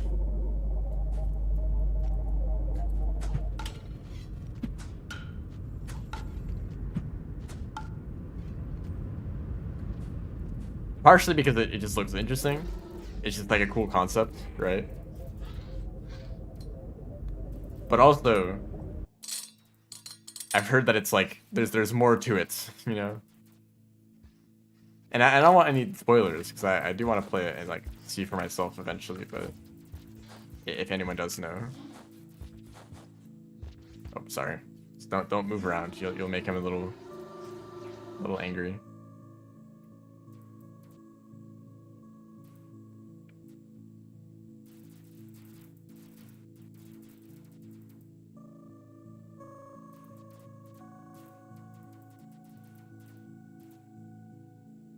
I was wondering if I want to stream that game because it's really interesting, but also it might be frustrating to watch or just confusing to watch. One of those.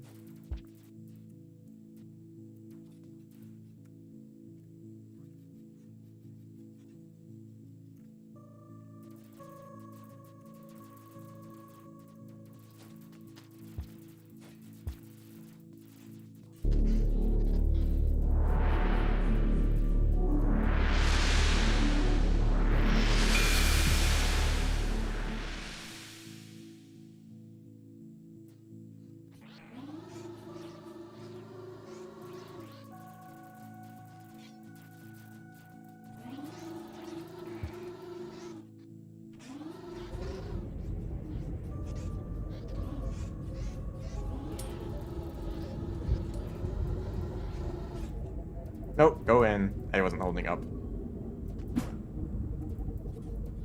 And the Pebbles is like, you better get going. And it's like, I'm trying. If you put a pole here, we wouldn't have any problems.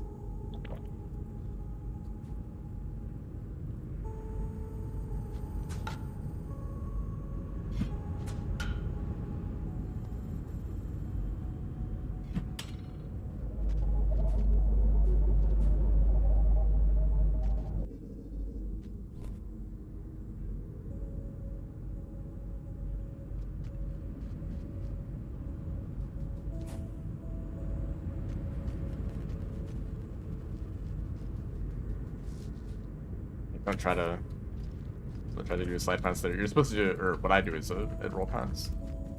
I don't really like saying that like you're supposed to do something, because I don't know what you're supposed to do if your only goal is to go as fast as possible. I don't know what the best option is. I haven't tested every single one. But also, it's just preference. You might not want to go for the fastest possible option if you're much more comfortable with another one. Such that overall, doing in like a lot of runs, you would get a better average time by doing your more comfortable strategy.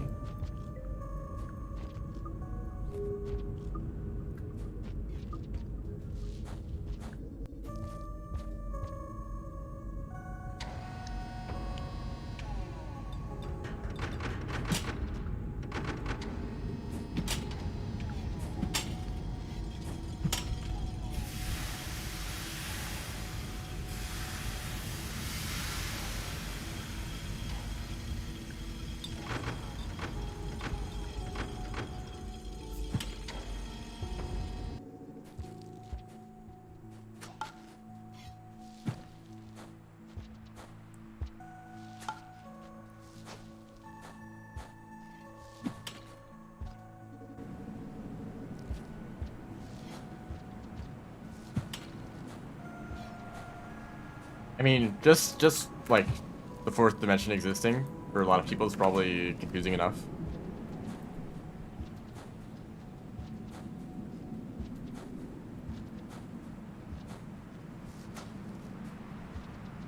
But maybe like, I mean, at some point, you know, if you get used to it, like, you might as well just like keep going and adding new stuff.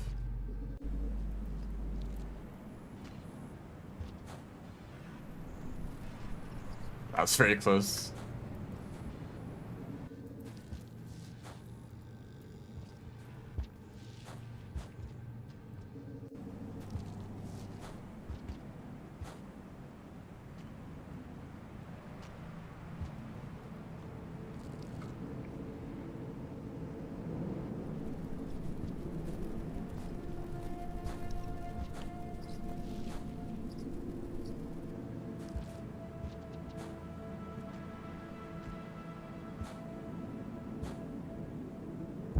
Whoops. No, the mask.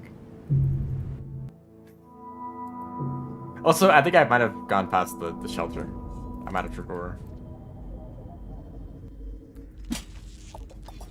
Anyway, let's just skip this.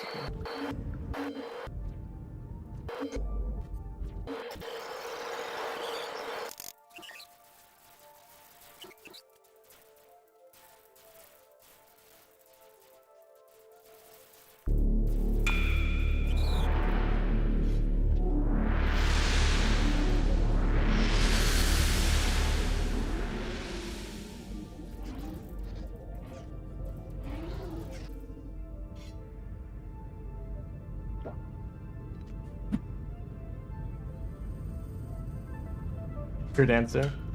I have. It's pretty popular, isn't it? It's pretty well known.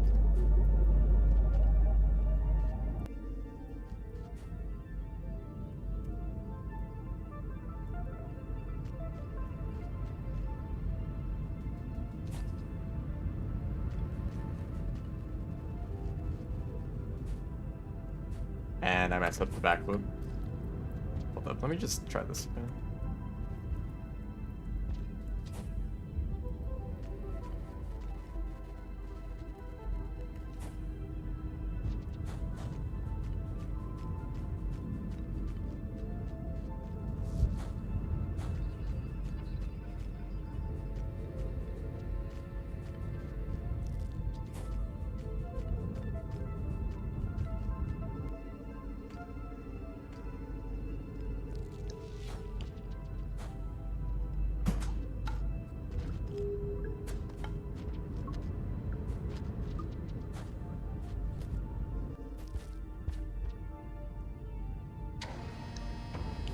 And now we're just back here.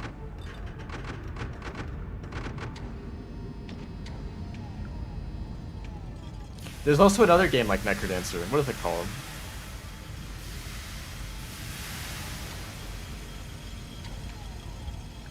Cadence of Hyrule.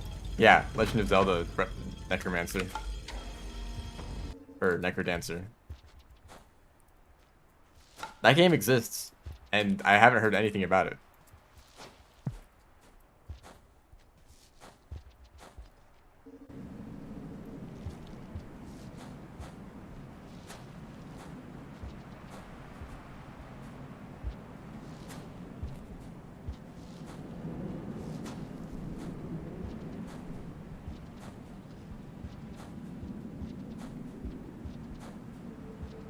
Some FPS has more potential. I do know of a game like that. It looks kind of annoying. There's also that other game, Hi-Fi Rush. Is that what it's called? Isn't that really like rhythm based? That apparently is good.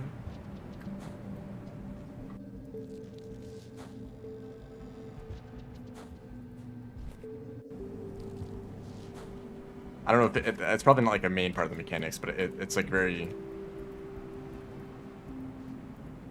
I don't know.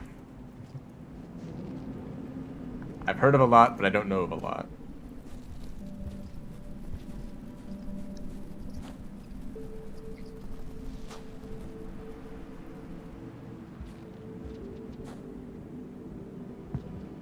Oh, so roll pass doesn't work? Okay.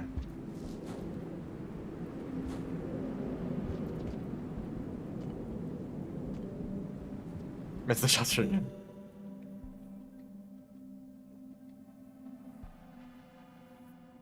We're fine. We're chilling. Wait, did I? All the way up here? Yeah, it is.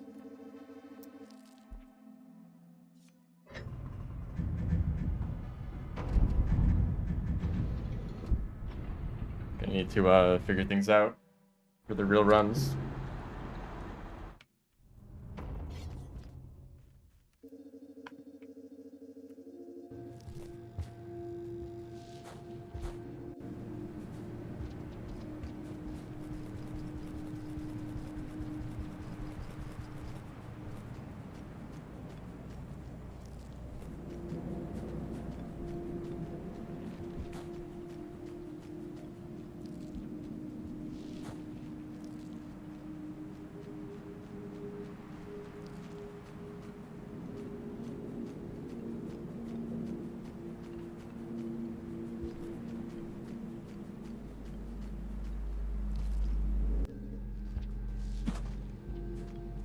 Lived off the pole.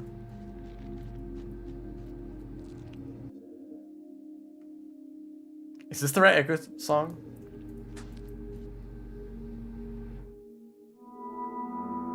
No news of, or more news of video cults in the game? Never. Not until The Watcher. I don't know. I don't know if the development of The Watcher is interfering with that other game.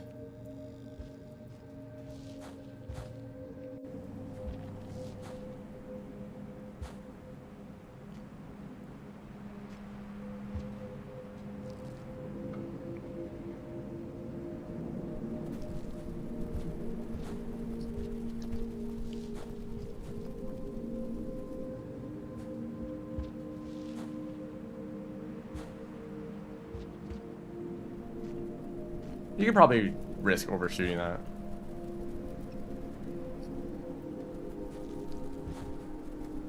When are they gonna make a Extreme Demon and Geometry Dash with the Rain World song?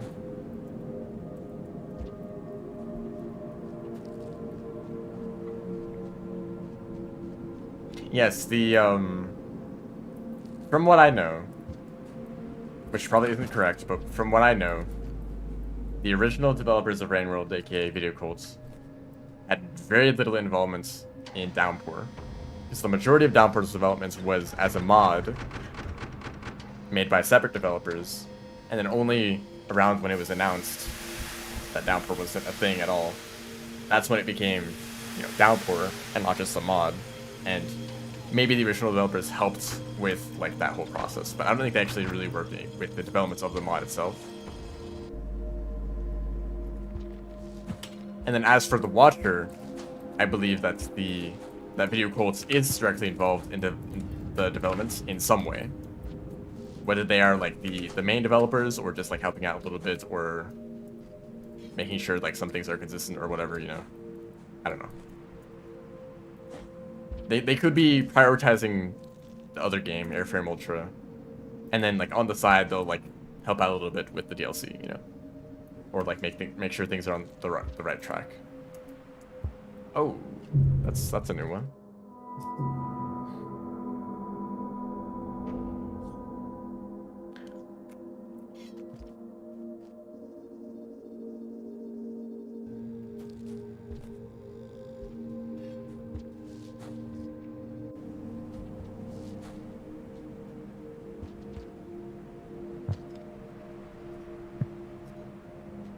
Poor Hunter.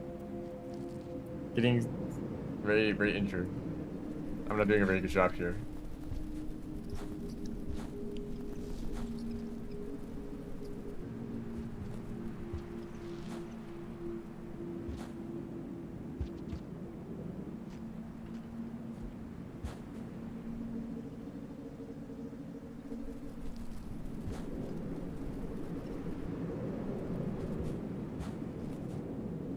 I'm only somewhat familiar with rhythm games, but Rain World music does not really feel that fitting.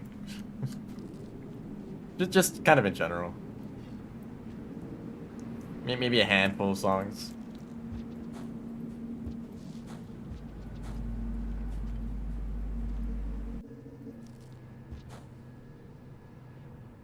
But I'm sure that you could find a way if you're creative.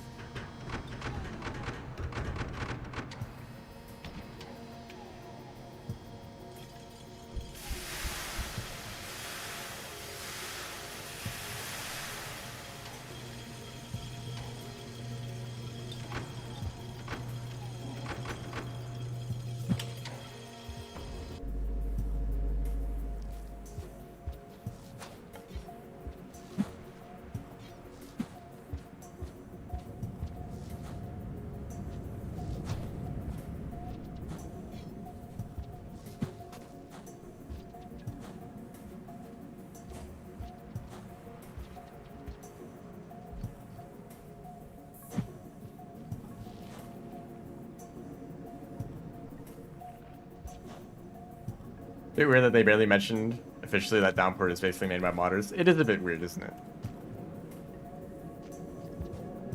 And a lot of people just said Video Cults when referring to the developers of Downpour. So I don't think a lot of people knew.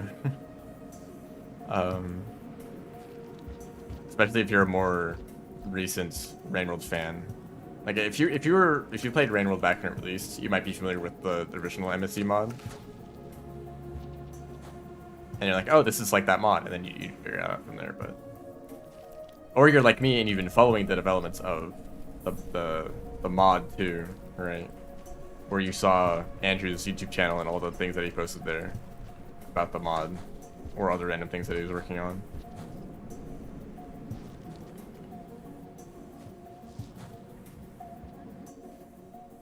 Like a preview of like a repaired moon after you give her enough neurons, which is very similar to what she does at the end of Revisited campaign or Insane's campaign.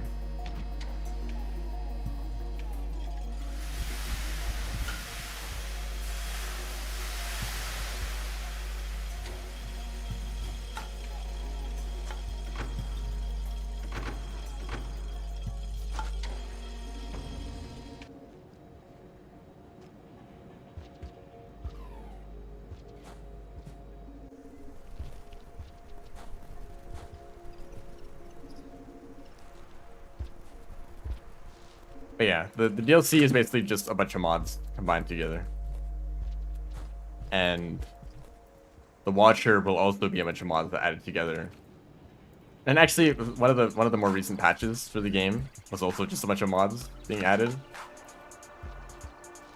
Like the speedrun timer fix, or like the Mirror's Bird priority fix, or whatever.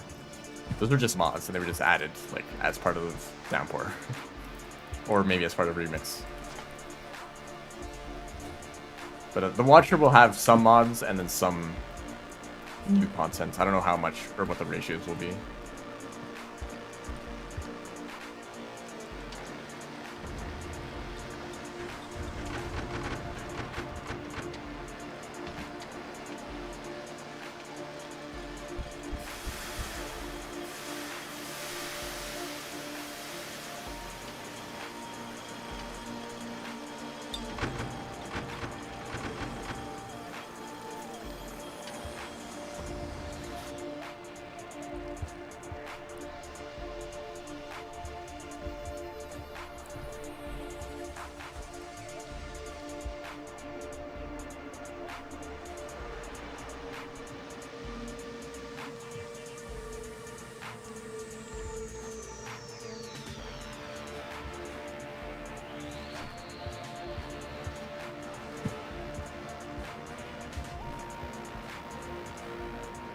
Oops.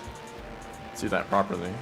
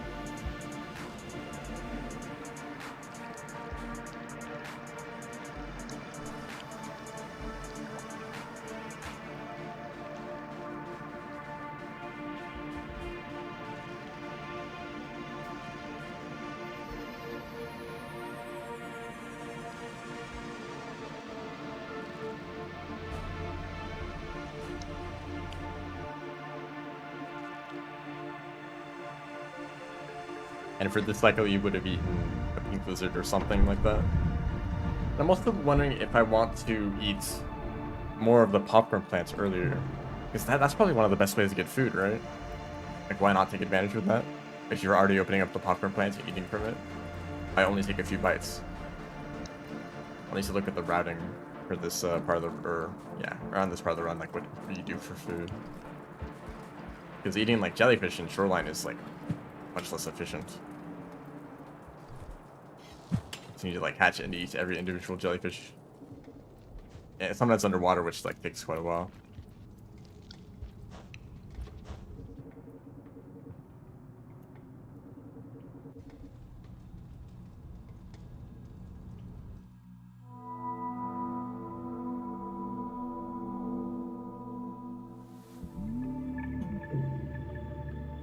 Any category of running without creatures? Nope. And I feel like I'm almost like the only person who does it like this.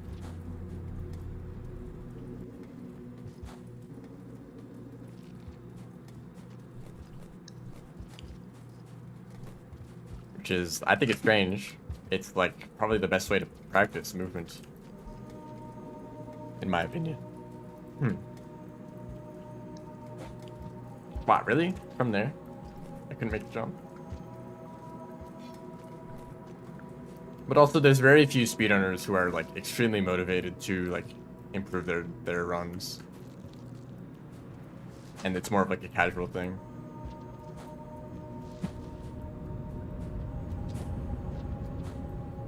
Like speedruns are just another way to play the game, you know. It's not about trying to go as fast as possible or trying to like get world record or anything. It's just like we're speedrunning, you know. Like the way that you might open up a roguelike just to play it for a few rounds, you know. Or like, see, you know, let's see how far we can make it this run. But you're not really trying so hard. You're not going for like the optimal strategies. You're just doing whatever's fun. That's kind of how it is for speedrunners for Rain World. Like, all right, let's just do some speedruns. Maybe if we get lucky, we get a world record or something, or a PB at least, you know. It's not like I need to like do a bunch of practice runs to like optimize my movements and figure out like the best routes. And then practice that for several days, and then like do attempts where I, you know, resets if I lose too much time or whatever. Take advantage of the best runners competing without creatures. That would be nice, wouldn't it? Just pure movement, no RNG.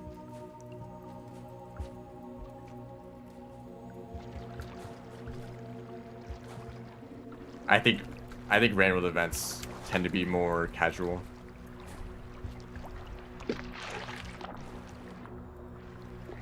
They're rarely purely competitive where it's like who's the best, you know. That question isn't really asked around here. There's the occasional speedrun race. There were like a few a year ago. I haven't really seen any at all other than that. Yeah, I think that races don't really work that well for Rain World because it's very random. If you just get bad creeper spawns, you know, good luck. And deaths will lose you so much time, you know. That jetfish just died. You know, jetfish can die while you're holding them. I guess if they just take a little bit of damage that is enough to kill them, you can grab them and they'll still move around quickly. But, you know, they'll bleed out and die. Yeah, the game is the best. And will always be. You can never beat Rain World, truly.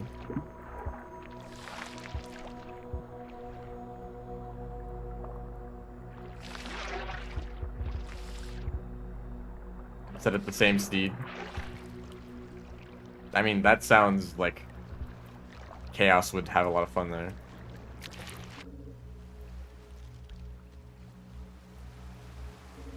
I guess like you're always constantly loading in new areas, right? So creature behavior would be consistent in some way, right?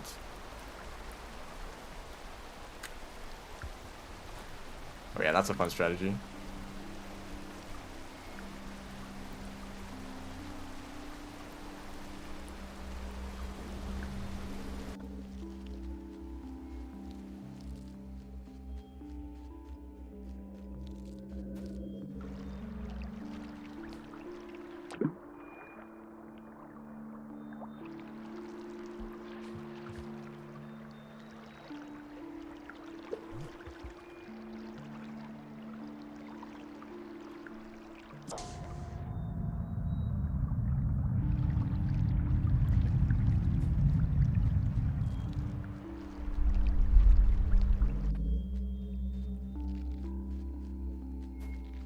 This is an interesting song to be playing here.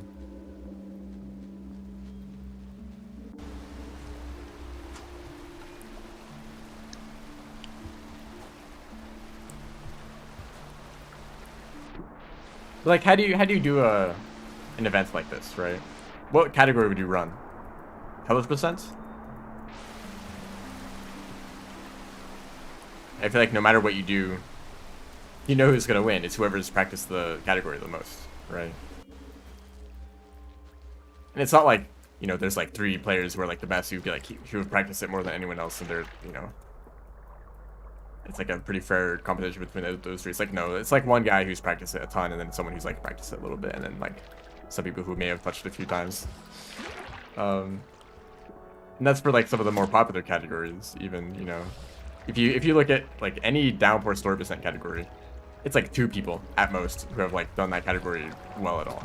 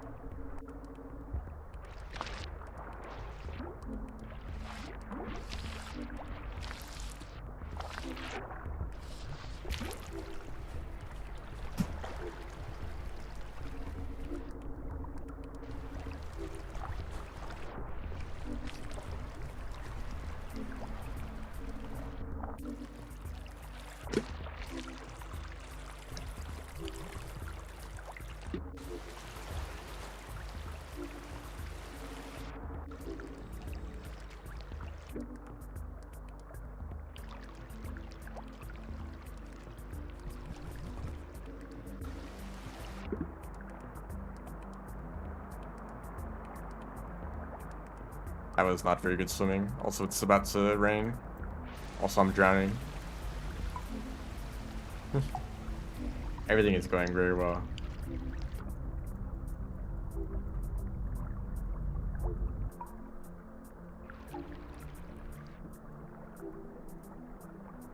Hopefully that rain isn't a big problem in real runs.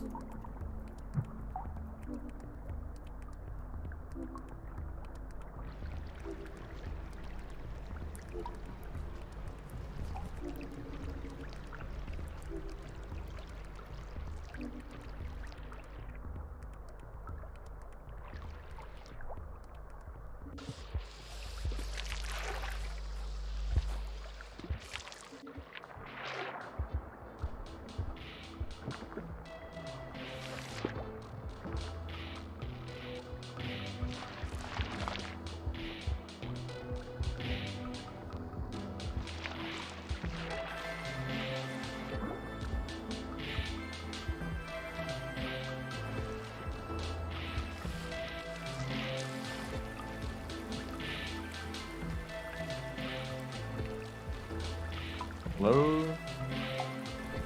Goodness. I mean, canonically, Moon figures it out, right?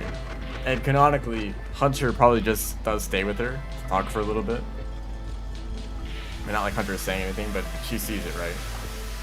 But she forgets because her memory is very unstable, but, you know, maybe the information is stored in some database somewhere and she just, like, has difficulty accessing it, right? And so, you know, once the systems are mostly, like, fully recovered, or maybe somewhat fully recovered, she finds that out again. Or maybe some overseer knew and, like, was able to transfer the information somehow.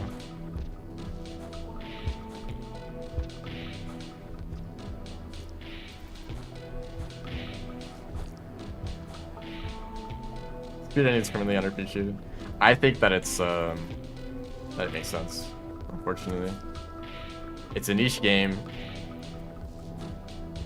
Speedrunning is niche in general, but also there's no single like really fascinating speedrun for Rain World. I don't think. Because if you want to speedrun, if you want to see for a speedrun for a game, what do you look for? You look for any percent, or maybe like 100%, or I don't know. Like past that, like you don't even know what to look for. if you're casual, is like if you just want to see a speedrun, right? And if you go on speedrun.com, there's so many categories. Like, which one is the main category, right? You know, and I don't know. I don't have an answer for that. So do you have to like go and watch every single one to figure out what it's about?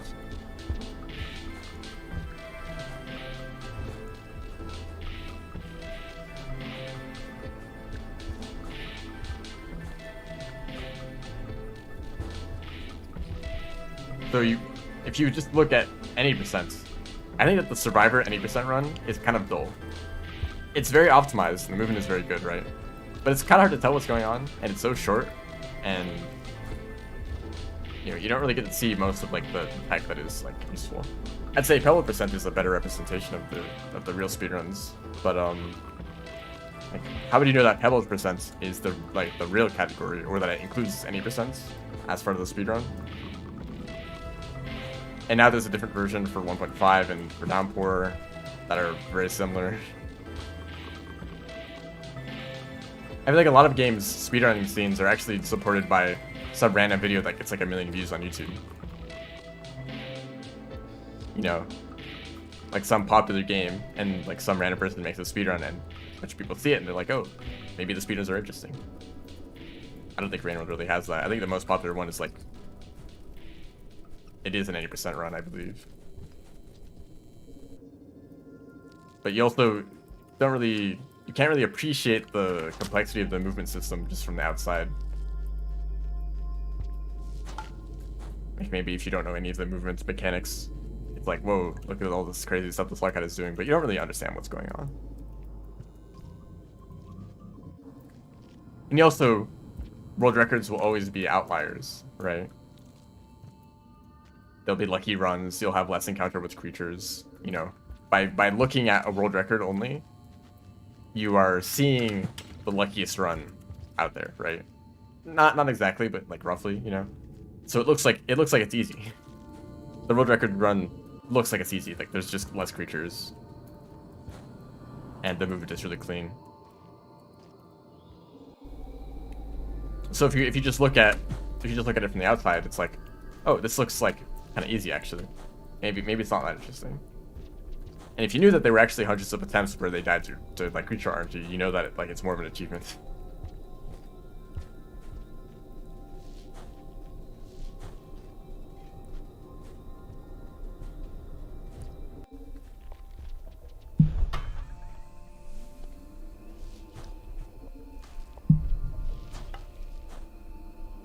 Oh, I messed up. It's like the worst place to fall.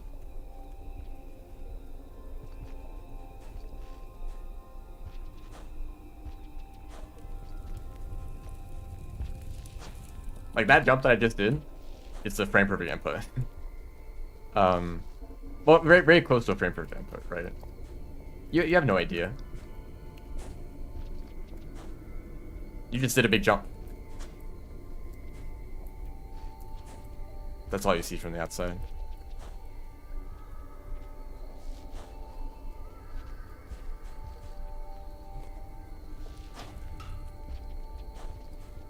But I do think that it's also easy to see mistakes. It's very easy to make mistakes in Rainworld, and mistakes will lose a lot of time. So if you see a lot of mistakes in a world record run, it's like, oh, these runs aren't actually very good.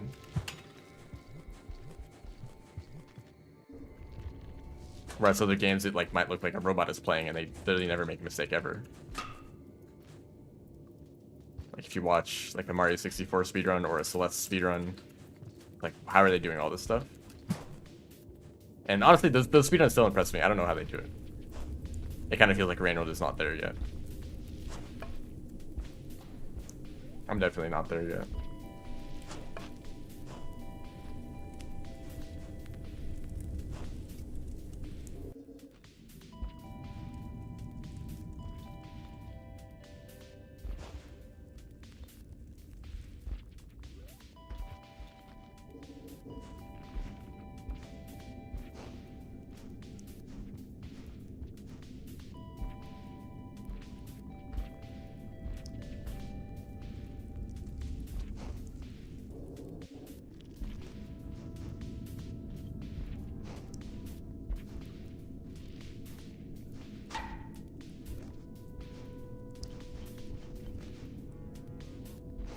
The sad thing about creatures in speedruns is that they always lose time.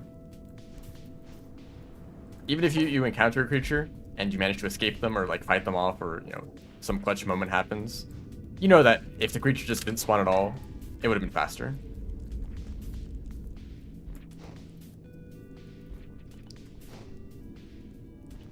The best case scenario is pretty much always that there was never a creature there at all.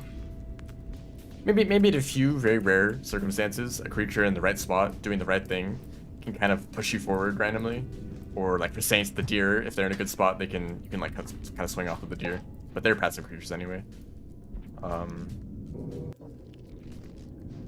Is Rain World my favorite game? Probably, but I don't really like the idea of like having favorites, because it depends on what I'm looking for exactly.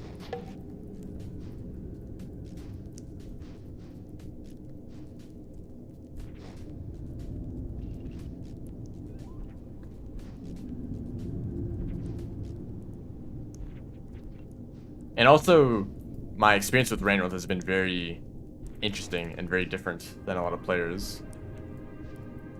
You might be the kind of player who played the game completely blind and you struggled with it for a long time, and then eventually you like kind of figured it out and managed to get to the end and like have a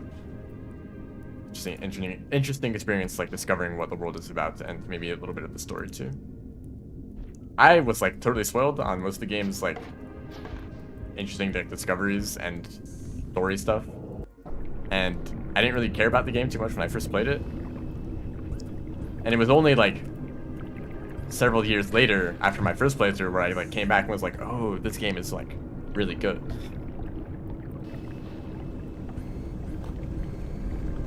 This game is actually fascinating, and I was just kind of like underappreciating it this whole time. I think that I have to appreciate Rain World for just being what it is, for being so unique. And I realize that uniqueness is one of the most valuable things in a game or in any like art. Because I say, for how many like first-person shooters, for example, for how many FPS games there are, I don't care if it's the best one. If it is like it has like the best movement and the best like gameplay and maybe the best story too. It's another FPS shooter. Who cares? There's like 100 of them at this point. That's an understatement. There's way more than that. But for me, who's not too familiar with FPS games, they all look very similar, and it's hard to distinguish them unless they're like very unique.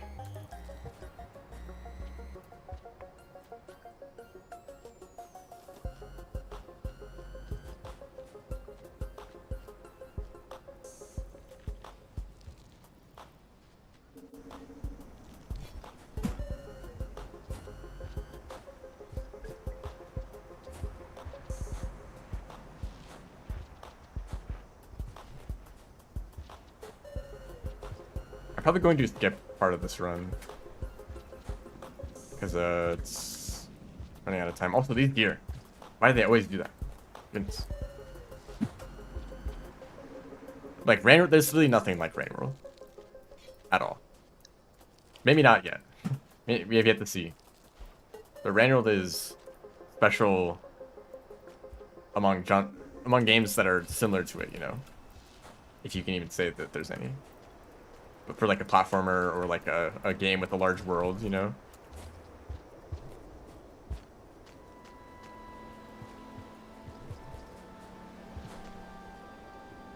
But also, I think it's hard to recommend Rain World to a friend, for example.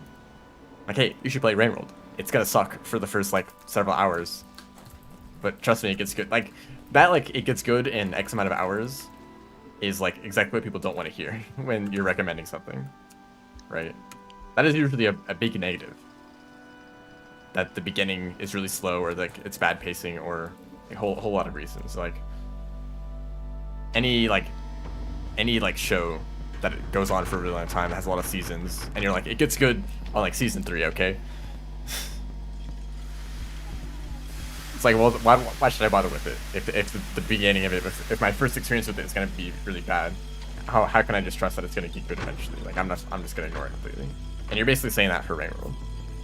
Except even more so, I think, that you might really struggle with Rain World and have a kind of awful experience for the first like 10 hours.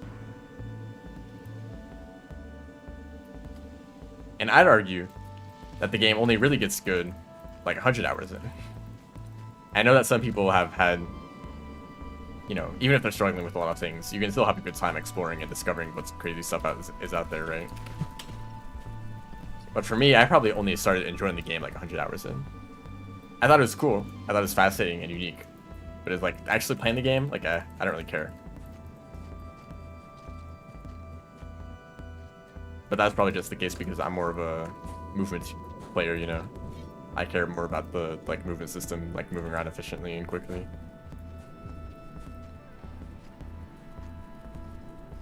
It took like that long to like feel comfortable with the movement, and then like navigating the worlds at my own pace became like much more achievable.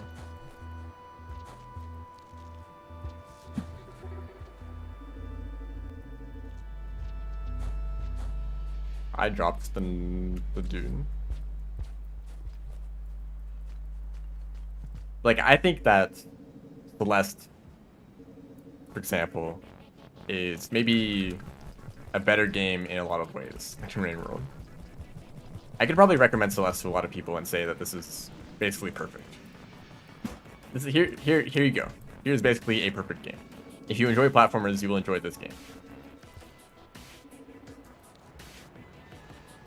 But for Rain World, you have to like get into like a whole like discussion about like, you know, if it's like worth it to like go into something that you're not going to enjoy at first. It's trusting that you're going to enjoy it eventually, you know? You're like, well, it's like the kind of game that you don't want any spoilers for, so like don't like watch any videos or get spoiled at all. Just like trust me. Like you try to like encourage them to play the game, but without spoiling as much as possible. But you also like don't want to give advice, but you know that maybe there's a little bits of advice that you could give them that would really improve their experience.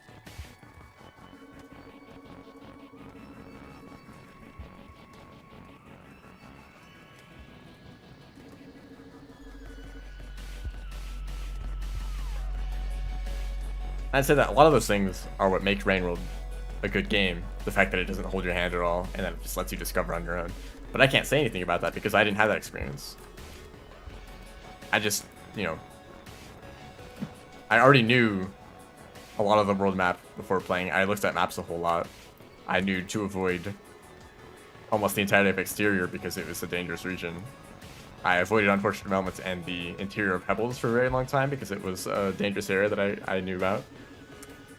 So I stuck to a very safe route for a lot of my early playthroughs. I mostly spent time in like outskirts and like garbage wastes, just kind of like messing around.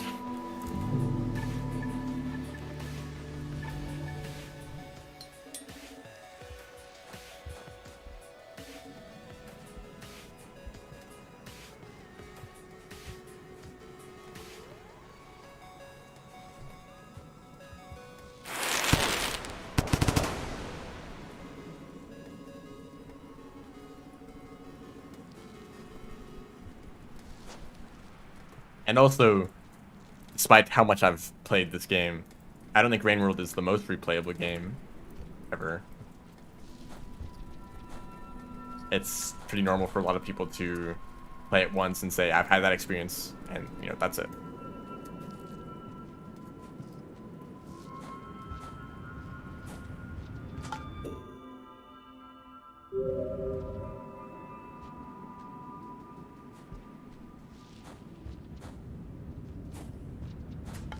Because at first it's kind of like, this game is really difficult and frustrating, but it's worth it because you get to discover, like, you have these moments of relief where it's like, you're safe now, look at this cool thing, you know? This cool thing that you've discovered, or this, like, difficult section of the game that you've gotten past. Dude. And it's only once you have enough experience with the game and, like, moving around and dealing with creatures, that's when you can start playing it and actually just enjoying the moments of gameplay without it feeling frustrating. So if you don't want to get to that point, then like why would you play it again? Because you've already gotten all the rewards of discovery. Now you're just dealing with the frustration of the gameplay on its own.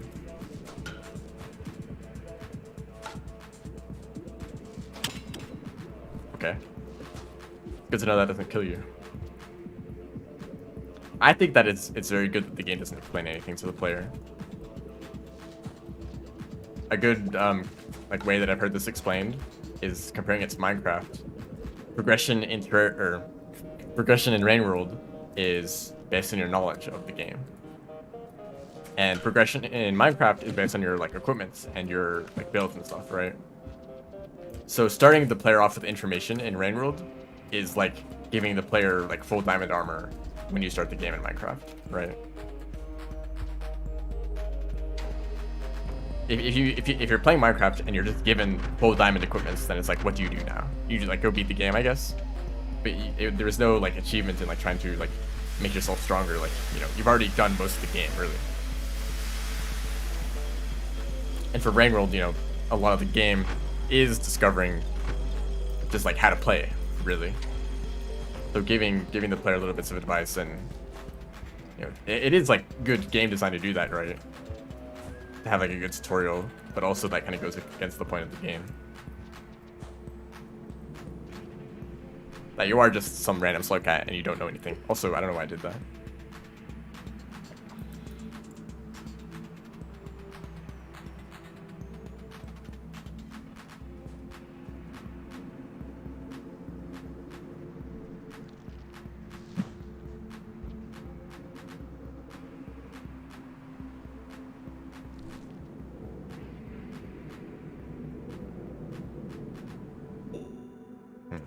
You know what I'm gonna do?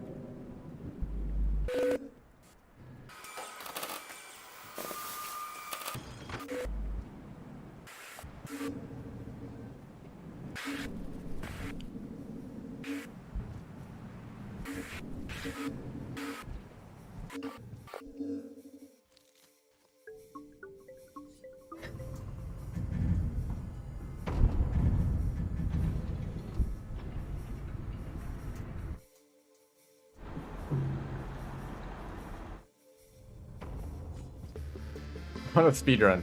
Yeah, world record strategy here. I already feel very confident with this part of the run because I've done wall movement as many other characters. So I don't really feel like I need to practice it a lot.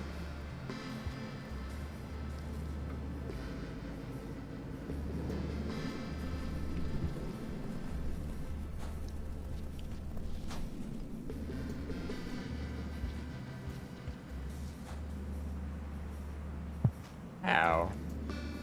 I missed.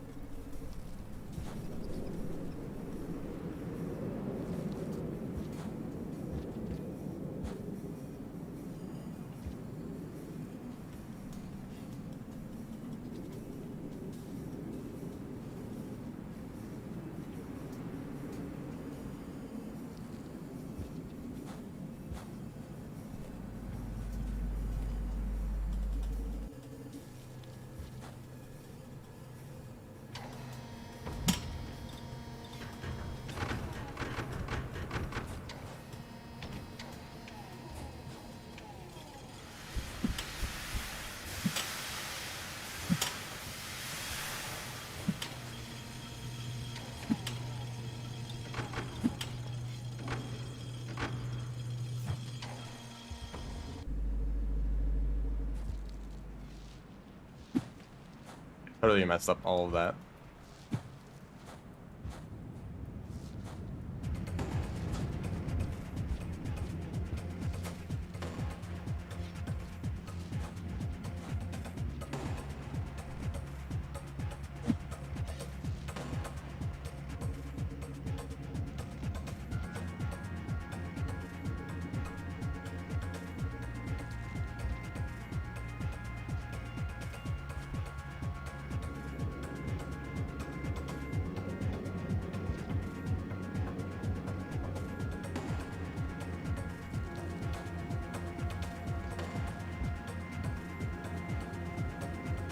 See, now I'm messing up my own strategy.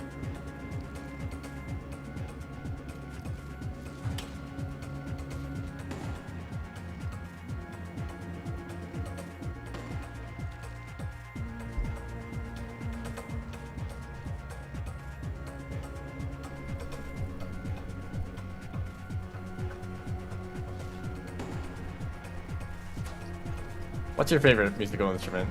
I like alarms and explosions.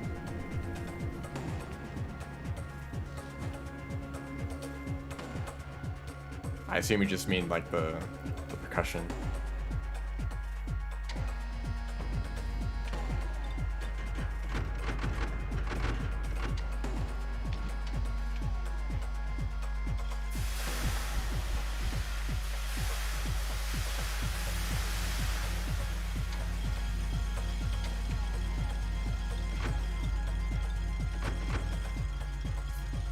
Although when you're in Metropolis, it can be hard to tell. I know. I get that.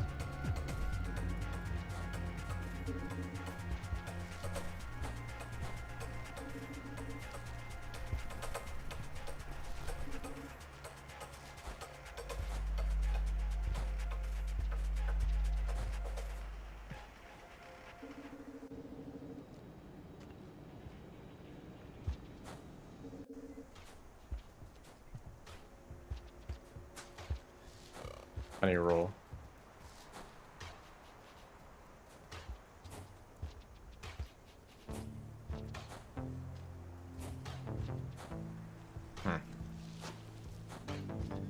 Still haven't found any practical use for that.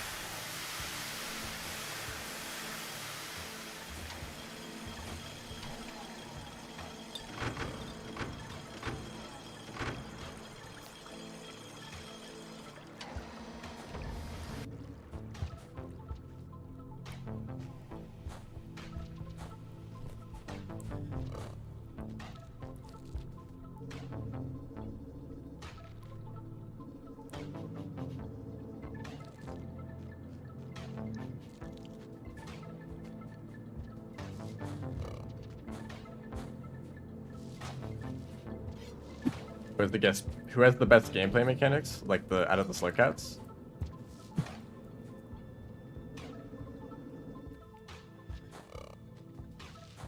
I'm a fan of Saint's movement.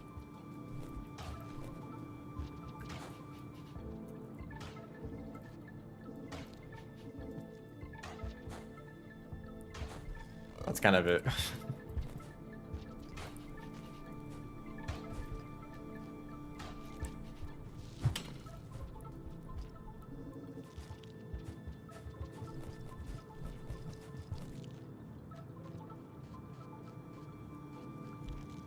Artificer. I'm not really a fan of the simplicity of the double jump.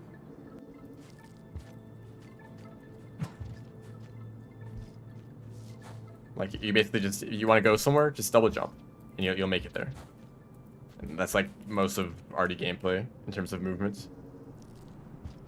You're basically just double jumping everywhere and whenever you can. Oops.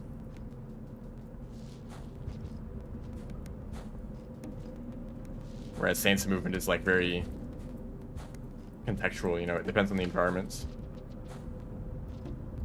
Okay, why is the roll not working? Goodness. Like, depending on the environments, you know, your movement has to change to, like, adapt to it. And, like, whether there's a ceiling or not, or if the space is, like, wide enough for you to swing in, build up speed.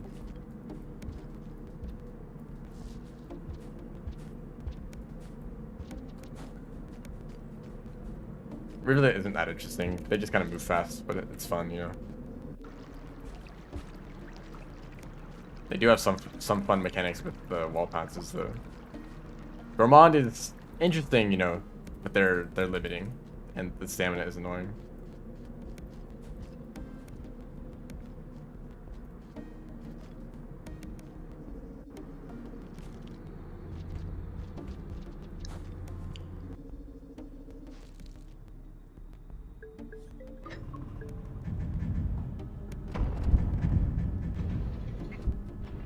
Wish you could fastball climb, yep. Yeah, it's fun to one-shot a lizard with a spear, but then... I'm still holding on to the mask. I keep doing that. I mean, I may be a little bit distracted right now. Whoa. Garbage jumps here. But, if you miss that spear, you're basically dead. And if there's 2 lizards and you hit one of them, then the other one might kill you.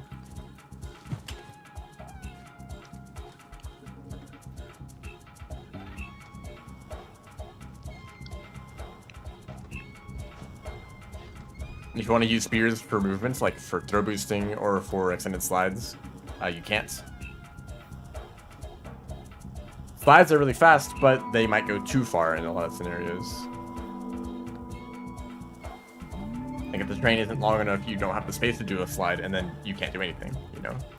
Suddenly you have no options for horizontal movement, other than rolling, I guess. So you basically just roll everywhere. Rolling is also very stamina efficient. So basically, you just roll. Just roll as Gourmand.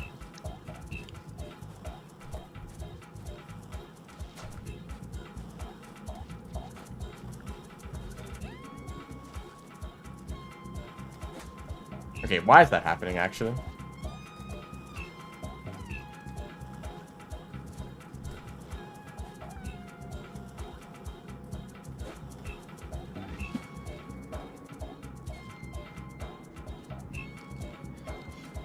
I guess the crafting is interesting, but I guess the problem is that you don't really know what the crafting recipes are, and you end up just kind of ignoring the whole system because you don't really know how to craft any item that's actually useful, unless you're just matching random things together, you know.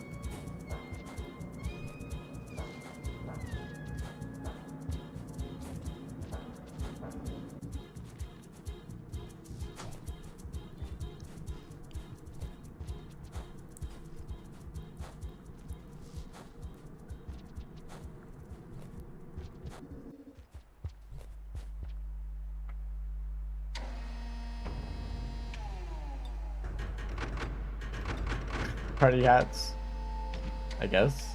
They have like a horn, right?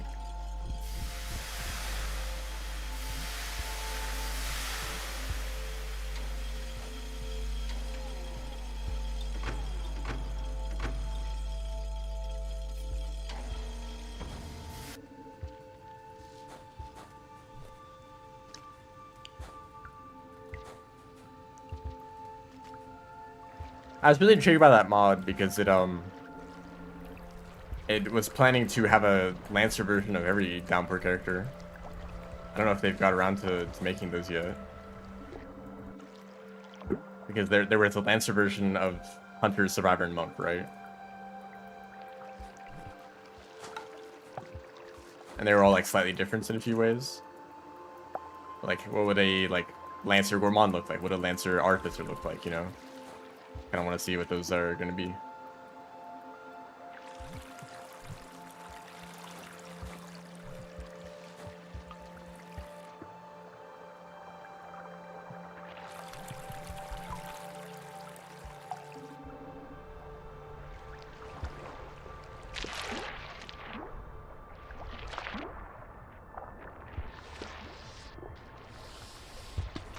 Thank you, thank you.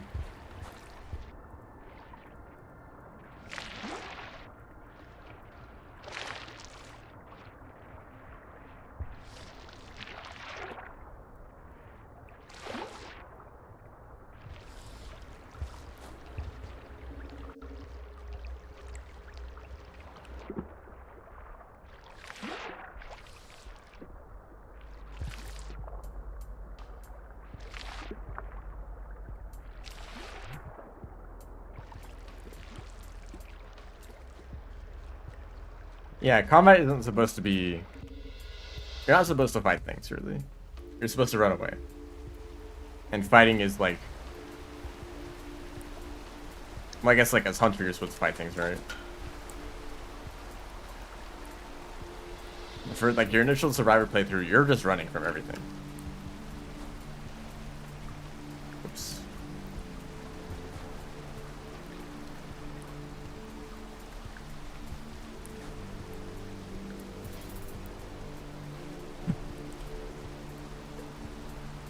And also, you're still supposed to feel weak, right? You're like you can get good at the game and good at combat, and you can become powerful, but you're never supposed to like feel like spears are carrying you. Spears are just like the one option you have, and like they can be kind of weak sometimes. Like you might throw them into walls, you might you might miss, you might throw it like into, or you might like. Am I okay?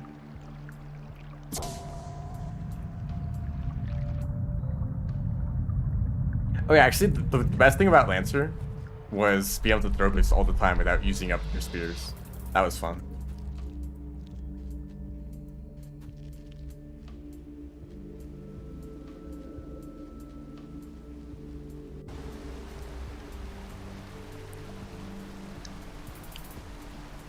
Which doesn't make sense at all, by the way. I mean, throw boosting already doesn't make sense, but even more so when you don't even throw the spear away. You're just holding onto it the whole time. You might as well, like, just punch. Can you just punch the air in front of you to, like, boost yourself forward?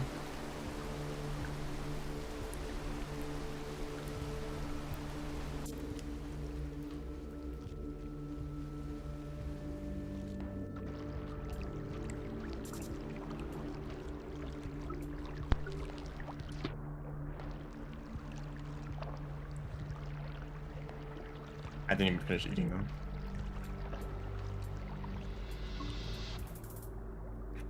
Oh, hello. Welcome to the stream. That's nice to hear. I'm so surprised how many people mentioned that video.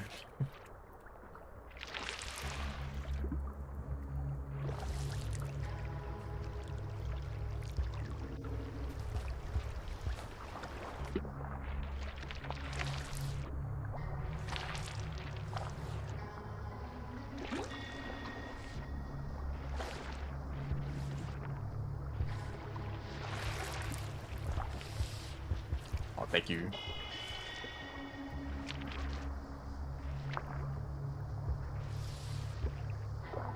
Yeah, I used to make cool videos, and now I just do speedruns. Falling off.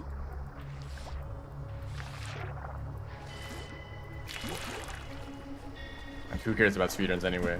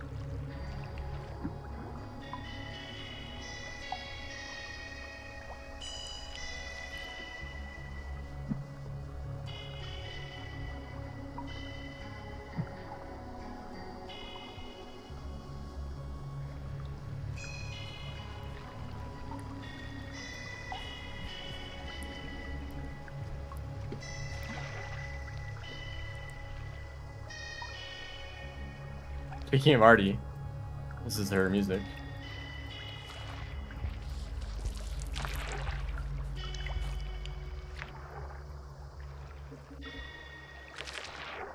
Okay, this is a slow jetfish. Hello? Okay, no, it was just a broken jetfish.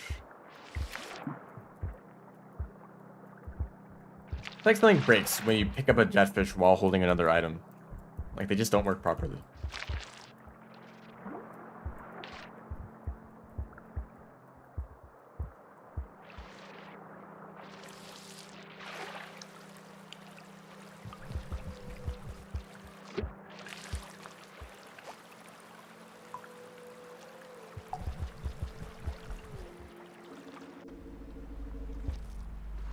How much time do we have left here? A lot. This was a very long cycle, though. The refund, my jetfish isn't working properly.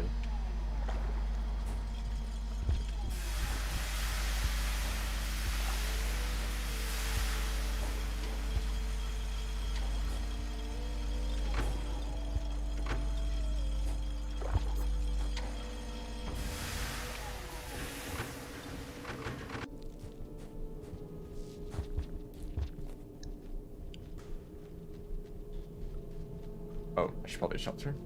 I mean, with this much cycle time left, it's absolutely possible to make it to the end. I'll actually just do that right now.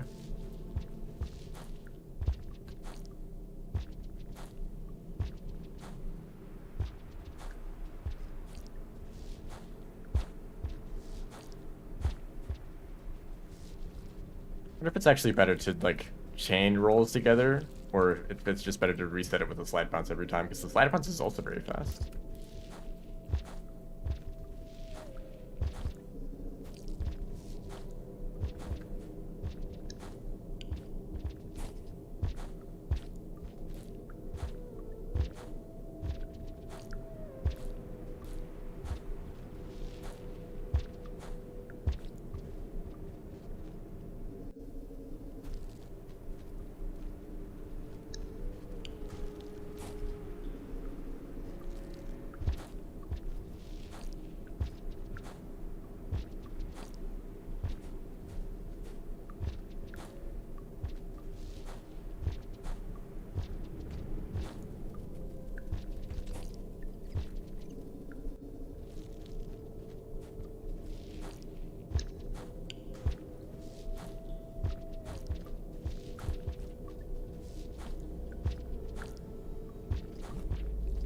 Jetfish movement is very fun.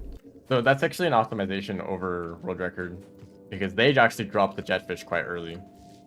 For like some creature, I don't know. But they decided it was the best option to drop the jetfish to be safe. But if you carry them that whole way, they can you know, even more fast movements like that.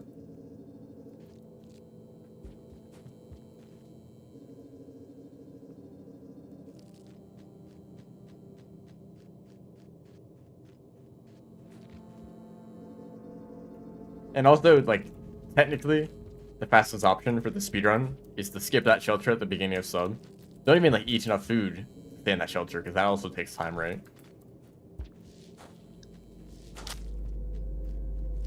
Just, like, skip past all of that, and you'll make it here with enough time, you know, if you get a really long cycle. Which, unfortunately, would make this very RNG, or you have to, like, reset the cycle a whole lot to get the right length. That also loses you time. Yeah.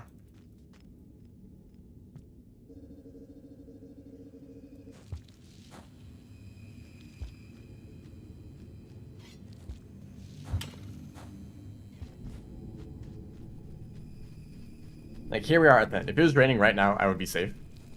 And we have about a minute left.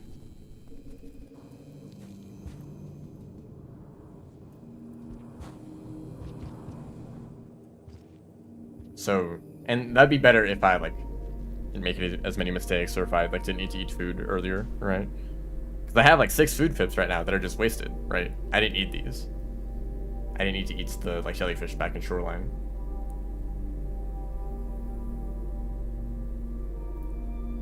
But anyway.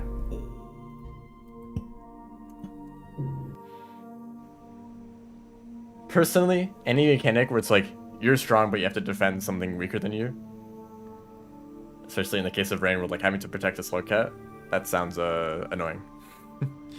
But that's just me. I'm sure that there's people who wouldn't mind that, especially people who are more emotionally attached to Slugcat or Slug Pups.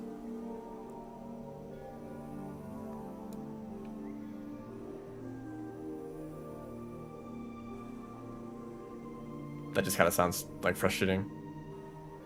Like you basically have to like care about this other creature the whole time. Even if you have your own abilities, you wouldn't be able to take advantage of them because you're still limited by your like follower, you know. Anyway, that is going to be it for today. If you remember last stream where I said I was going to do something else, I'm sorry about that. I should have planned things better. Hopefully I'll still be doing that sometime in the near future, although I have no idea when I'll be able to. Or I could just think of something else random to do. I have a few ideas floating around, but like just picking one out of all of those would like I don't know.